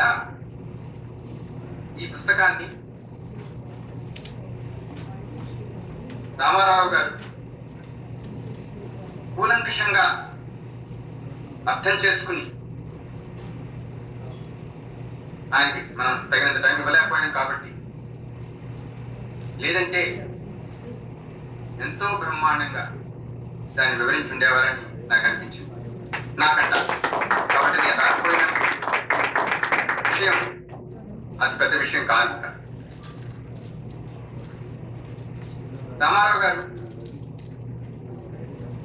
కళా సృష్టితో, కళారూపంలో, కళలతో ఉన్నారు కాబట్టి ఒక ప్రత్యేకమైన కోణంలో కూడా ఈ పుస్తకాన్ని విశ్లేషించారు. ఇప్పటిదాకా దాన్ని ఎవరు ఆయనలా విశ్లేషించలేదు. అదేంటంటే అనువాదం. రామారావు గారు, మీరు చెప్పింది 100కి 100 పాళ్ళు నిజం. ఈ పుస్తకం మలయాళం నుంచి తెలుగులోకి ఇంత చక్కని తెలుగులో రావడానికి కారణం స్వామి గారి కారణం. డాక్టర్ వేమూరి కృష్ణమూర్తి విశాఖపట్నంలో పేరున్న వైద్యుడు. ఒక విధంగా చెప్పాలంటే కేర్ హాస్పిటల్ సంస్థని స్థాపించిన వారిలో ముఖ్యుడు. ఈ పుస్తకం కథ క్లుప్తంగా చెప్పడం, ఇంకొక 2 సాహిత్యానికి సంబంధించిన విషయాలు చెప్పడం నేను చేద్దాం అనుకున్నది. ఈ పుస్తకం కథ ఏంటంటే 2017లో ఢిల్లీలో ఏదో పని మీద వెళ్ళితే హోటల్ రూమ్లో, హోటల్లో వాళ్ళు ఇచ్చే ఫ్రీ న్యూస్ పేపర్లో ఒక చిన్న పారాగ్రాఫ్ లో ఈ పుస్తకంపై రివ్యూని ఇంగ్లీష్లో చదివాను. చాలా ఆశ్చర్యం అనిపించింది. అందులో ఆశ్చర్యం అనిపించిన విషయాలు ఏంటంటే 2017కి ఇంకా కేకే మహమ్మద్ గారు అంత ప్రాముఖ్యత పొందిన వ్యక్తి కాదు. అప్పటికి కేకే మహమ్మద్ గారు చెప్పిన లాంటి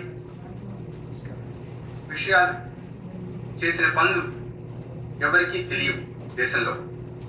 అక్కడెక్కడ తెలుసు, ఎక్కడెక్కడ తెలుసు. బరాక్ ఒబామా పిలిచారు కాబట్టి ఆయన్ని ఆ విషయం మాత్రమే తెలుసు. కానీ ఆయన కొన్ని వందల దేవాలయాలను పునరుద్ధరించారని, ఆయన మొత్తం మారలేదు. రామారావు గారు చెప్పారు. ఆయన ఇప్పటికీ నిన్నటికి కూడా ఆయన ఫోన్ చేశారు. ఆయన చక్కగా ముస్లింగా ఉంటూనే ఈ పనులన్నీ చేశారు. 2017లో జరిగిన తర్వాత నేను ఆ పుస్తకాన్ని ఎలా స్వామి గారికి ఇచ్చాను. ఆయన దాన్ని ఆయనకు తోచినట్టు చేశారు. అది సవ్యంగా అవ్వలేదు. దాని మీద 2-3 ఏళ్ళు శ్రమపడి ఇప్పుడు మీ చేతిలో ఉన్నట్టు తీసుకురావడానికి సహాయం చేసింది డాక్టర్ వేమూరి కృష్ణమూర్తి గారు. ఆయన డాక్టర్ అయినా సరే మంచి తెలుగు వచ్చినారు.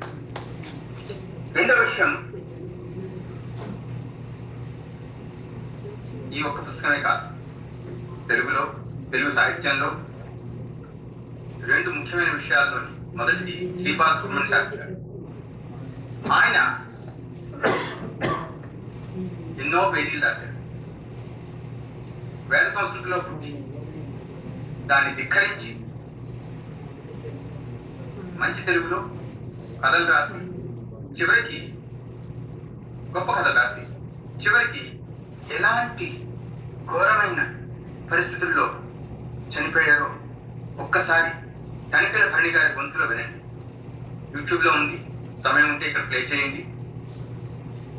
ఆయన ఆఖరి ఉత్తరం తెలుగు వాళ్ళందరూ, తెలుగు సాహిత్యం మీద అభిమానం ఉన్న వాళ్ళందరూ సిగ్గుపడవలసిన లాంటి. దయచేసి అందరూ దాన్ని చూడండి, యూట్యూబ్లో ఉంది. తనికెల భరణి శ్రీపతి శ్రీనివాస సుబ్రహ్మణ్య శాస్త్రి. మూడో విషయం, ఈ మధ్య అనుకోకుండా చదవడం కూడా చికాగా అనిపించినప్పుడు యూట్యూబ్లో అమరావతి కథలు, సత్యం శంకరమంచి గారి వారణాసి శిరీష వారణాసి. ఈవిడెవరో కానీ తెలుగు సాహిత్యానికి ఈ కాలంలో అతి పెద్ద సేవ చేసింది అనుకోవాలి. ఆవిడ కథల్ని ఇవాళ రాత్రి లేదా ఎప్పుడు టైం ఉంటే మీకు అప్పుడు విని చూడండి. శ్రీనివాస శర్మ గారి శాస్త్రి గారి తాలూకా సత్యం శంకరమంచి గారి కథల్ని ఆయన కంటే కూడా మీరు ఆస్వాదించడానికి ఒక్క అవకాశం ఇచ్చారు ఆవిడ కొంచెం. నమస్కారం.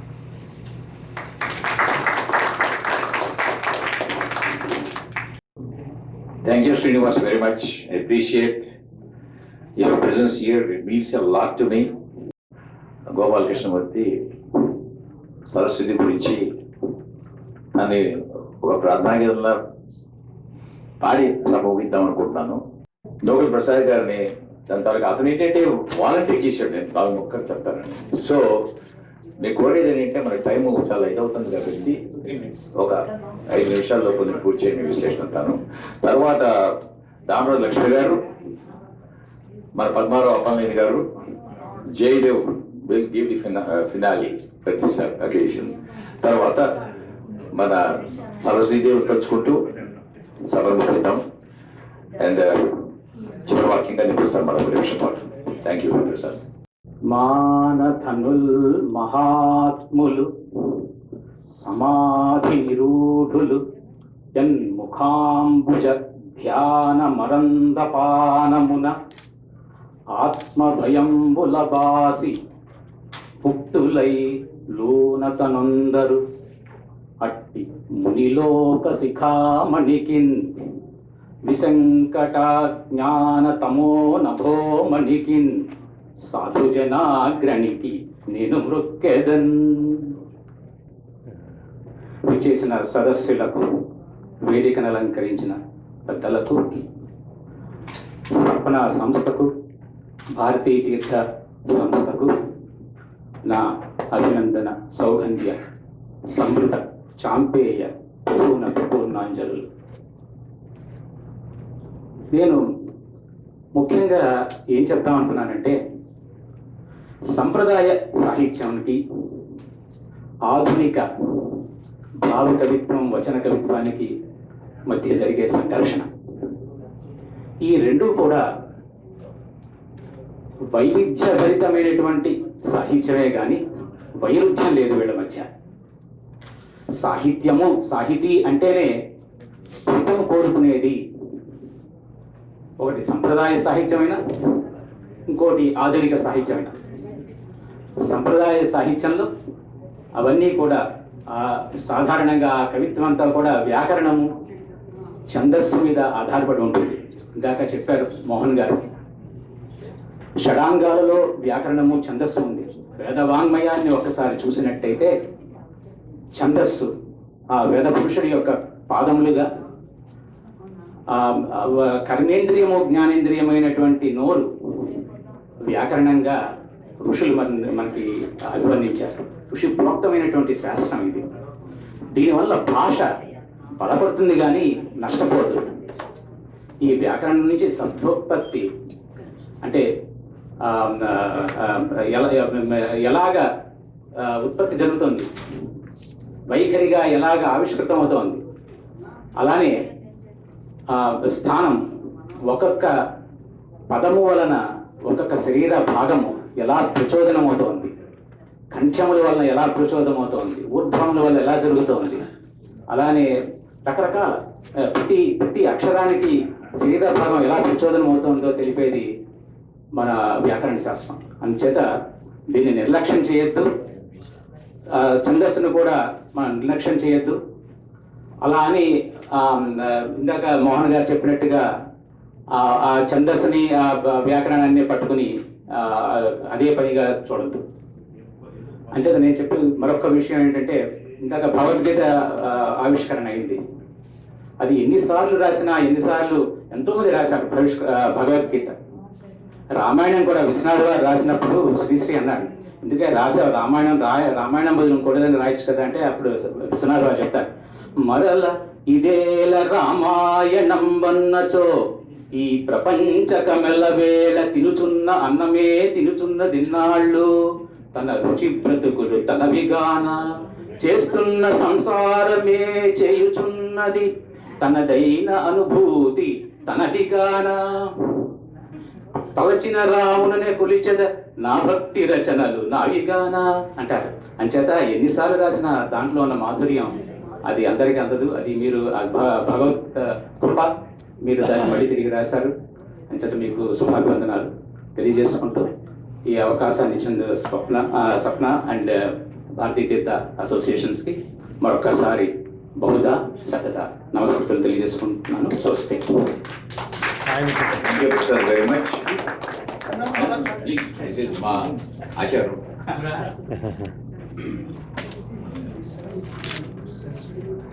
బాగా వ్యాకరణ శుద్ధిగా చెప్పారు. తర్వాత రామశేషుకి ఒక చిన్న సన్మానం మన మిత్రులందరి తరఫున. రామశేషు, నీకు చికాగో మిత్రులందరి తరఫున మరొక చక్కని జ్ఞాపకం. తర్వాత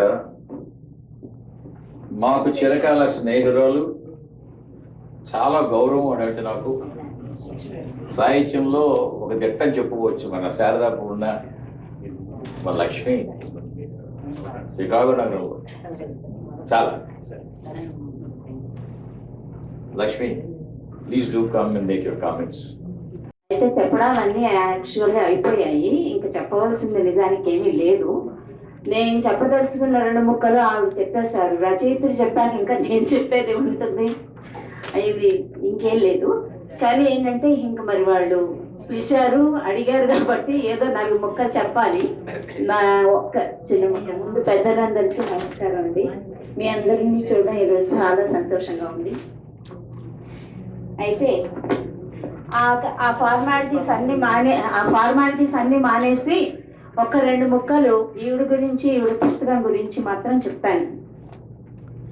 విజయుడికి విజయ సారథి బోధించిన విజయ గీత భగవద్గీత, అది మన సోదరి రామశేషు గారు రచించారు.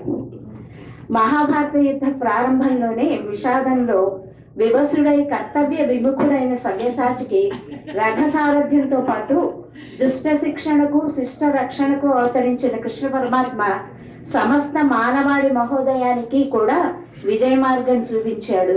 ఆ చూపించిన విజయ మార్గమే భగవంతుని బోధ భగవద్గీత.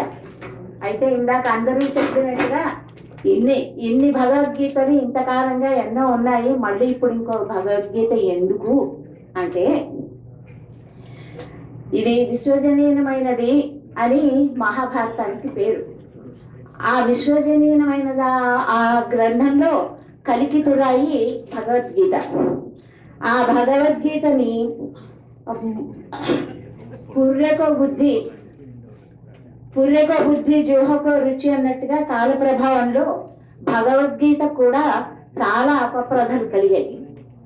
అదేంటంటే, కొంతమంది ఏమో వేదాంత సారమని, పుణ్య గ్రంథమని, మోక్షప్రదమని, ఎందరితోనూ పూజింపబడిన మత గ్రంథమని, హింసా ప్రేరకమని కొందరితో తృణీకరింపబడిన, మనిషి అవసాన దశలో శ్మశానంలో వినిపించే పురాణమని ఇంకొందరు అపార్థం చేసుకుంటున్నా, ఈనాటి ఆధ్యాత్మిక విషయాలు మనలాంటి సామాన్యులకు ఎందుకులే, ఈ జ్ఞాన వైరాగ్య ఈ మార్గాలన్నీ నేర్చుకోవడం మనకి టైం సరిపోదులే అని దండం పెట్టేసి పక్కకి వెళ్ళిపోతున్నా కొంతమంది. ఈ ఆధునిక కాలంలో మాత్రం వైజ్ఞానిక విద్వాంసులు మాత్రం భగవద్గీత మత గ్రంథం కాదని, వ్యక్తిత్వ వికాస బోధకమని, మానవ జీవన సరళిని తీర్చిదిద్దగలే మేనేజ్మెంట్ స్కిల్స్ నేర్పే పాఠ్యాంశ గ్రంథమని నిరూపిస్తూ భగవద్గీతను ప్రజలకు దగ్గరకు తీసుకొచ్చే ప్రయత్నాలు చేస్తారు. అయితే ఆ కోవలోనే వైద్య వృత్తిలో మనుషులకి ఆరోగ్యం ఇవ్వడమే కాకుండా మానసిక ఆరోగ్యం కూడా ఇవ్వడానికి ఈవిడ ఈ ప్రయత్నం మొదలు పెట్టారు. ఇది చాలా చక్కని ఆదర్శంతో అందరికీ తొందరగా అర్థం అవ్వాలనే ఆశతో ఈవిడ చక్కని ప్రణాళిక వేస్తున్నారు ఈ పుస్తకానికి. ఒకటేంటంటే ఆ శ్లోకాలు పైగా 700 అన్ని శ్లోకాలు ఇవన్నీ మనం చదువుకునే స్థితిలో లేం కాబట్టి ఆధునిక కాలంలో వాటిలోంచి ఆ సారాంశాన్ని బోధించే ఒక 250 శ్లోకాలను మాత్రమే తీసుకుని వాటికి తెలుగుీకరించారు. ఆ తెలుగు కూడా ఎలా అంటే మనకి మనం చిరుతనం నుంచి నేర్చుకున్నాము వేమన పద్యాలు ఆటవిలదిలో ఉంటాయి. అది తెలుగునాట చాలా ప్రచారం అయిపోయిన ఆటవిలది ఛందస్సు ఆ పద్యం. ఆ ధోరణిలో తను ఈ ఎంచుకున్న 250 శ్లోకాలను రాశారు. ఈ రాసిన వాటిల్లో ఆ పుస్తకంలో ఉన్న ప్రత్యేకతలు 2 చెప్తాను. ఒకటి ఏంటంటే ఈ భగవద్గీత అంటే అసలు ఏమిటి, దాని సారాంశం ఏమిటి అనేది పిల్లలకి ఎలాగో తెలీదు, మన పెద్దవాళ్ళకి కూడా చాలా మందికి తెలీదు. అవగాహన లేని వాళ్ళందరికీ కూడా ఈవిడ ఏం చేశారంటే ఆ పుస్తకంలో కొన్ని శ్లోకాలు ఎంచుకున్నారు కదా, ఆ ఎంచుకున్నవి మొత్తం 18 అధ్యాయాలు ఉన్నది భగవద్గీత. ఈ 18 అధ్యాయాల్లోంచి ఒక్కొక్క అధ్యాయంలోనూ మంచి సారాంశం బోధించే కొన్ని మాత్రమే ఆ శ్లోకాలు తీసుకుని వాటికి తెలుగు చేయడం వల్ల తన అధ్యాయంలో ముందు ఆవిడ సారాంశం చెప్పేశారు గద్యంలో సమరీ లాగా. ఆ తర్వాత చెప్పేసిన తర్వాత తను ఎంచుకున్న 10, 17, 12, 2, 3 ఎన్ని శ్లోకాలు ఎంచుకుంటే అన్ని శ్లోకాలు ఆ అధ్యాయం కింద రాస్తూ తన పుస్తకంలో వాటికి 1, 2, 3, 4 అని నెంబర్లు వేసుకున్నారు. కానీ ఆ 1, 2, 3 నెంబర్లు ఉన్న వాటికి మన మూల శ్లోకానికి వెళ్తే భగవద్గీతలో అది ఏమిటి అనేది మనకి తొందరగా అర్థం కాదు. మళ్ళీ ఆ పుస్తకం వెతుకుని తెచ్చుకుని చూసుకోలేము. అందుకని 2 పుస్తకాలు పక్కపక్కన పెట్టుకుని ఈ పద్యాన్ని ఈవిడ రాసిన 1వ పద్యం అక్కడ ఫలానా భగవద్గీతలో 4వ అధ్యాయంలోంచి 2వ పద్యం అని అది కూడా ఆ నెంబర్ ఇచ్చారు సంఖ్య. దానివల్ల ఏంటంటే మనం శ్లోకం చదువుకుంటూ పద్యం చదువుకుంటూ డిక్షనరీలు వెతుక్కోవాల్సిన అవసరం లేకుండా ఆ పద్యం కిందే కొంచెం కష్టమైన పదాలు లేకపోతే ప్రాచుర్యంలో లేని పదాలు ఉంటే వాటికి అర్థాలు కూడా రాసేశారు. అందువల్ల ఏంటంటే మీరు చేసిన ఈ 2 మహోపకారాలు ప్రతి వాళ్ళని ఈ పుస్తకం చదివిస్తాయి.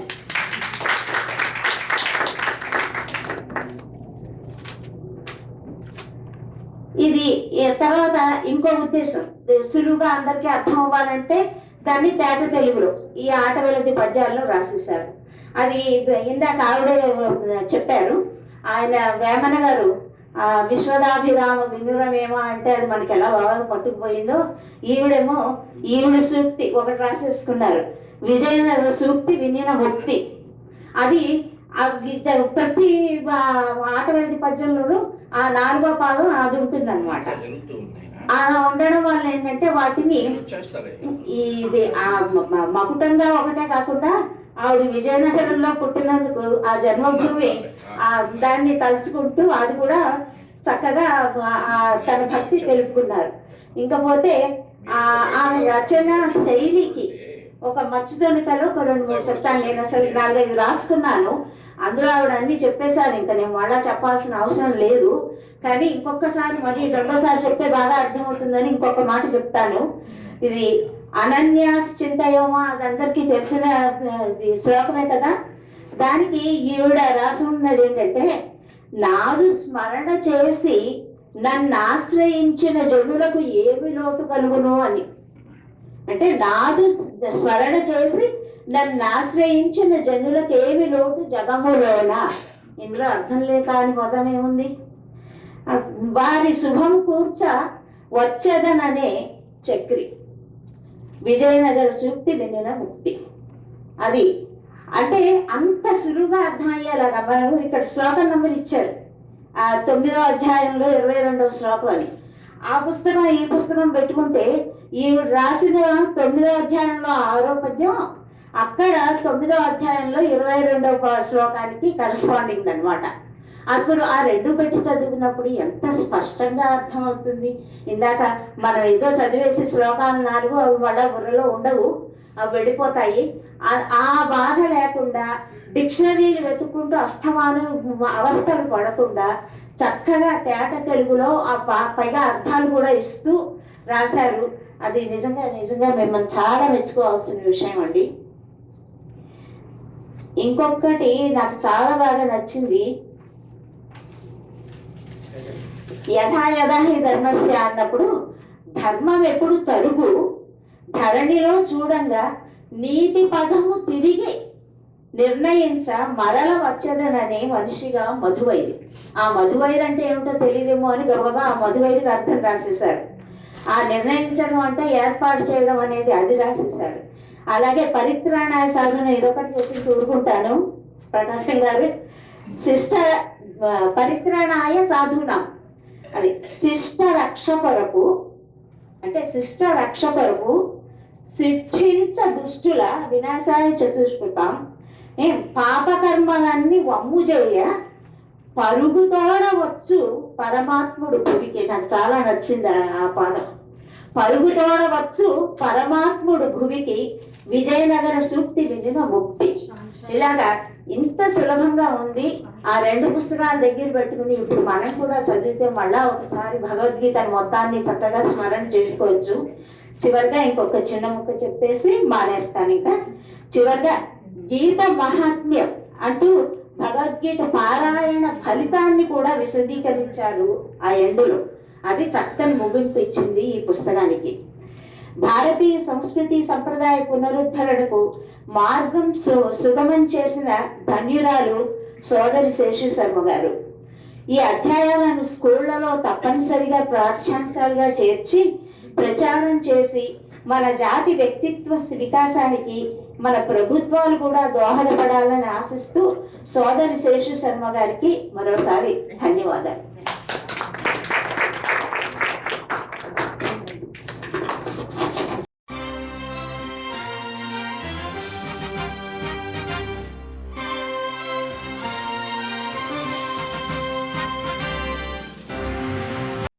నేను ఎక్కువ టైం తీసుకోను. తేనెలకు తేట తెలుగులో రాసిన విజయగీత గ్రంథకర్త డాక్టర్ శేషు శర్మ గారికి అభినందనలు తెలుపుతూ, డాక్టర్ మేడసాని మోహన్ గారు రాసిన మొట్టమొదటి మాటలే సత్యం, దాని గురించి మోహన్ ప్రతాప్ గారు రాసింది చదువుతాను. వారు రాసిన మొట్టమొదటి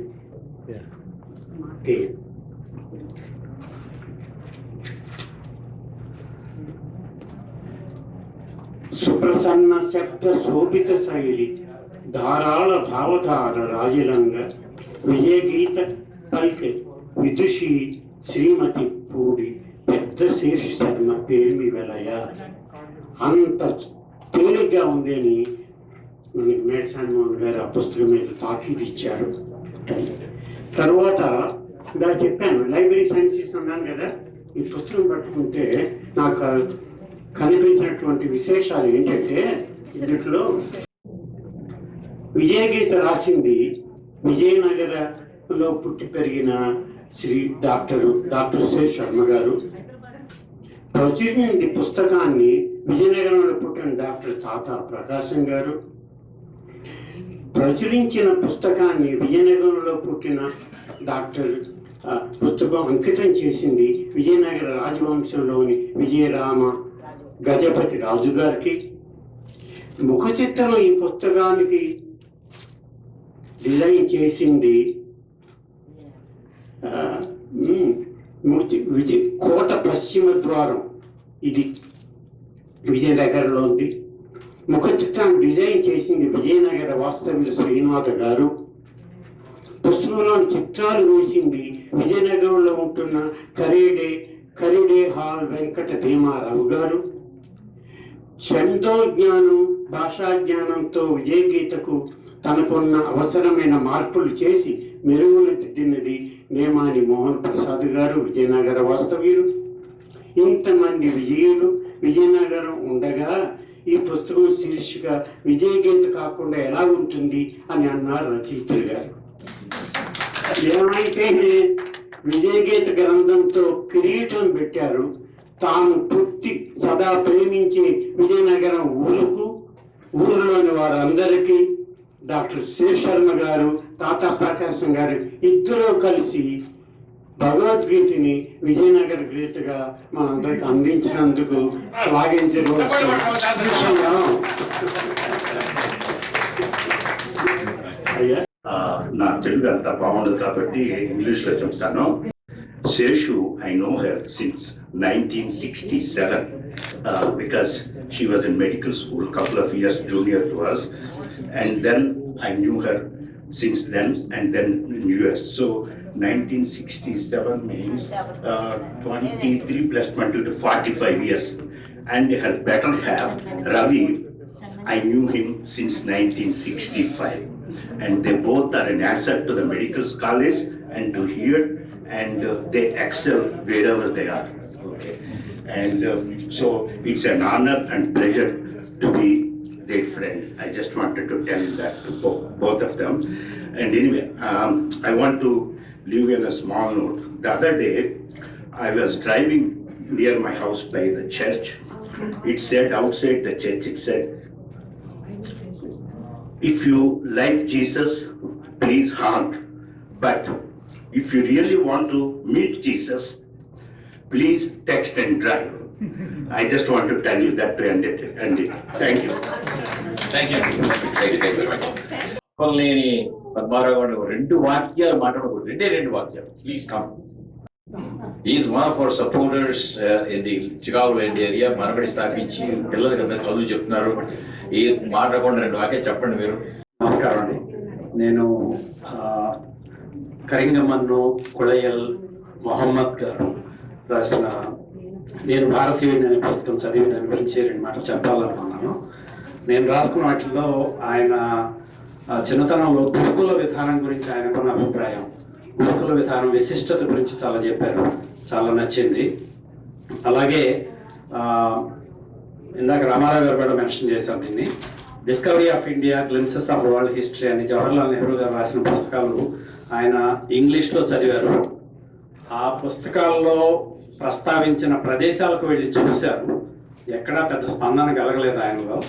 కానీ అదే 2 పుస్తకాలని ఆయన మలయాళంలో అనువాదం చదివి ఆయన ఊహా ప్రపంచం మొత్తం ఒక అద్భుతంగా నిండిపోయిందని చెప్పి రాశారు. మాతృభాషకున్న బలం అది. సో అది చాలా నచ్చింది నాకు అందులో చెప్పిన మాట. తర్వాత ఒక చోట ఆయన వ్యక్తిత్వం అనే దాని గురించి చెప్తూ నాకు కొన్ని ఆదర్శాలు ఉన్నాయి, అవి అవసరం లేనప్పుడు తీసి పారేసేవి, అవసరమైనప్పుడు ధరించేవి కావు, అవి ఎప్పుడు నాతోనే ఉంటాయని రాశారు. సో బ్యూటిఫుల్ వర్డ్స్, నాకు చాలా నచ్చింది. తర్వాత నాకు తెలియని విషయం ఒకటి ఉంది ఇందులో.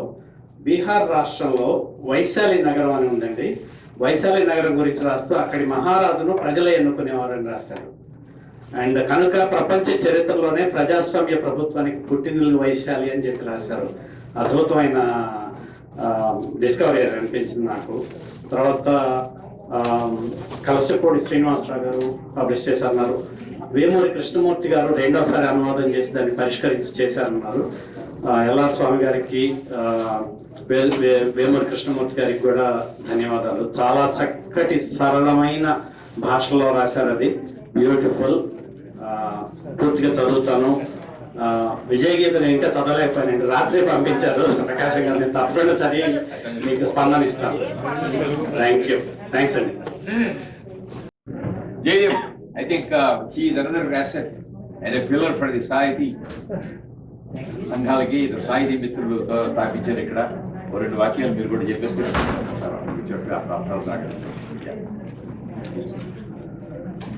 అందరికీ నమస్కారం. ముఖ్యంగా సాహితీ కుటుంబం, తాతా గారు, తాతా ప్రకాశం గారు, శారదా పూర్ణశంటి గారు చికాగోలో సాహిత్య సేవ అమోఘంగా చేస్తున్నారు. వారి సేవ చాలా కొనియాడదగినది. చికాగో సాహితీ మిత్రులని మేము ఒక చిన్న సాహితీ సంస్థ ద్వారా రచయితలను వారిని పిలవడం జరుగుతుంది. ఈ అవకాశం ఇచ్చిన వీరికి కృతజ్ఞతలు తెలుపుకుంటూ, కలిసిపూడి గారు ఒక మాట అన్నారు ఆ పుస్తకంలో, నేను భారతీయుడిని.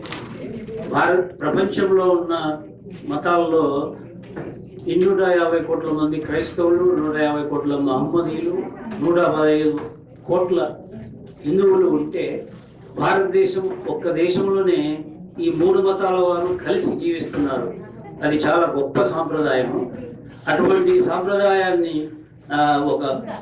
ఈ రచయిత మహమ్మద్ ఏమాత్రము సంకోచాలు లేకుండా తను నమ్మిన సత్యాన్ని బయటపెట్టడం అనేది చాలా గర్వించదగ్గ విషయం, అభినందించాల్సిన విషయం. ధన్యవాదాలు.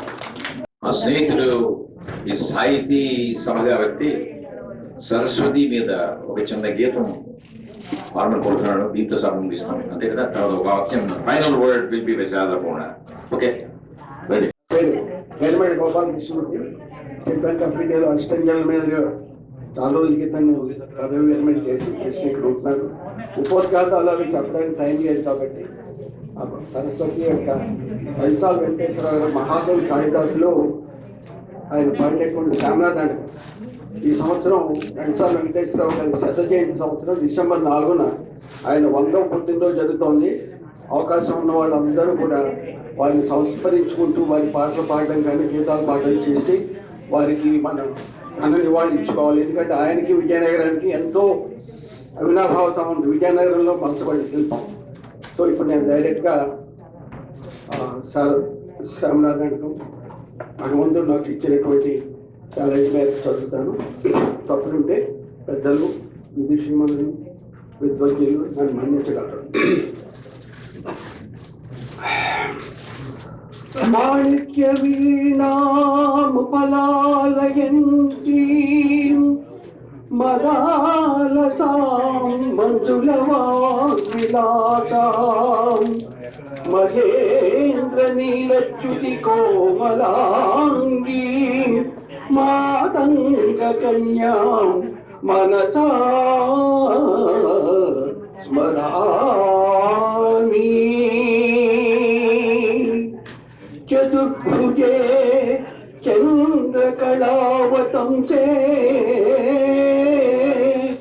కుచోన్నతే కుంకుమరాగశోణే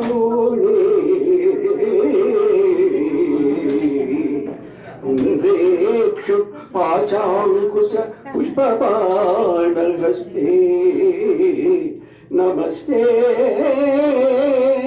జగదేకమాతః జగదేకమాతః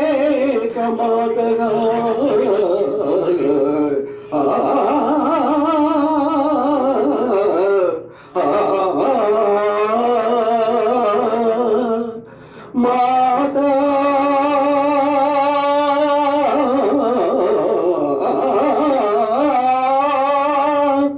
మరకత శ్యామా మాతౌగీ మధుశాలిని కుర్యాత్ కటాక్షం కళ్యాణి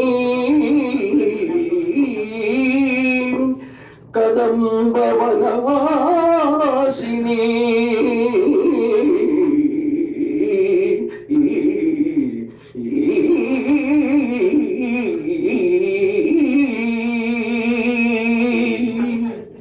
ధన్యవాదాలు.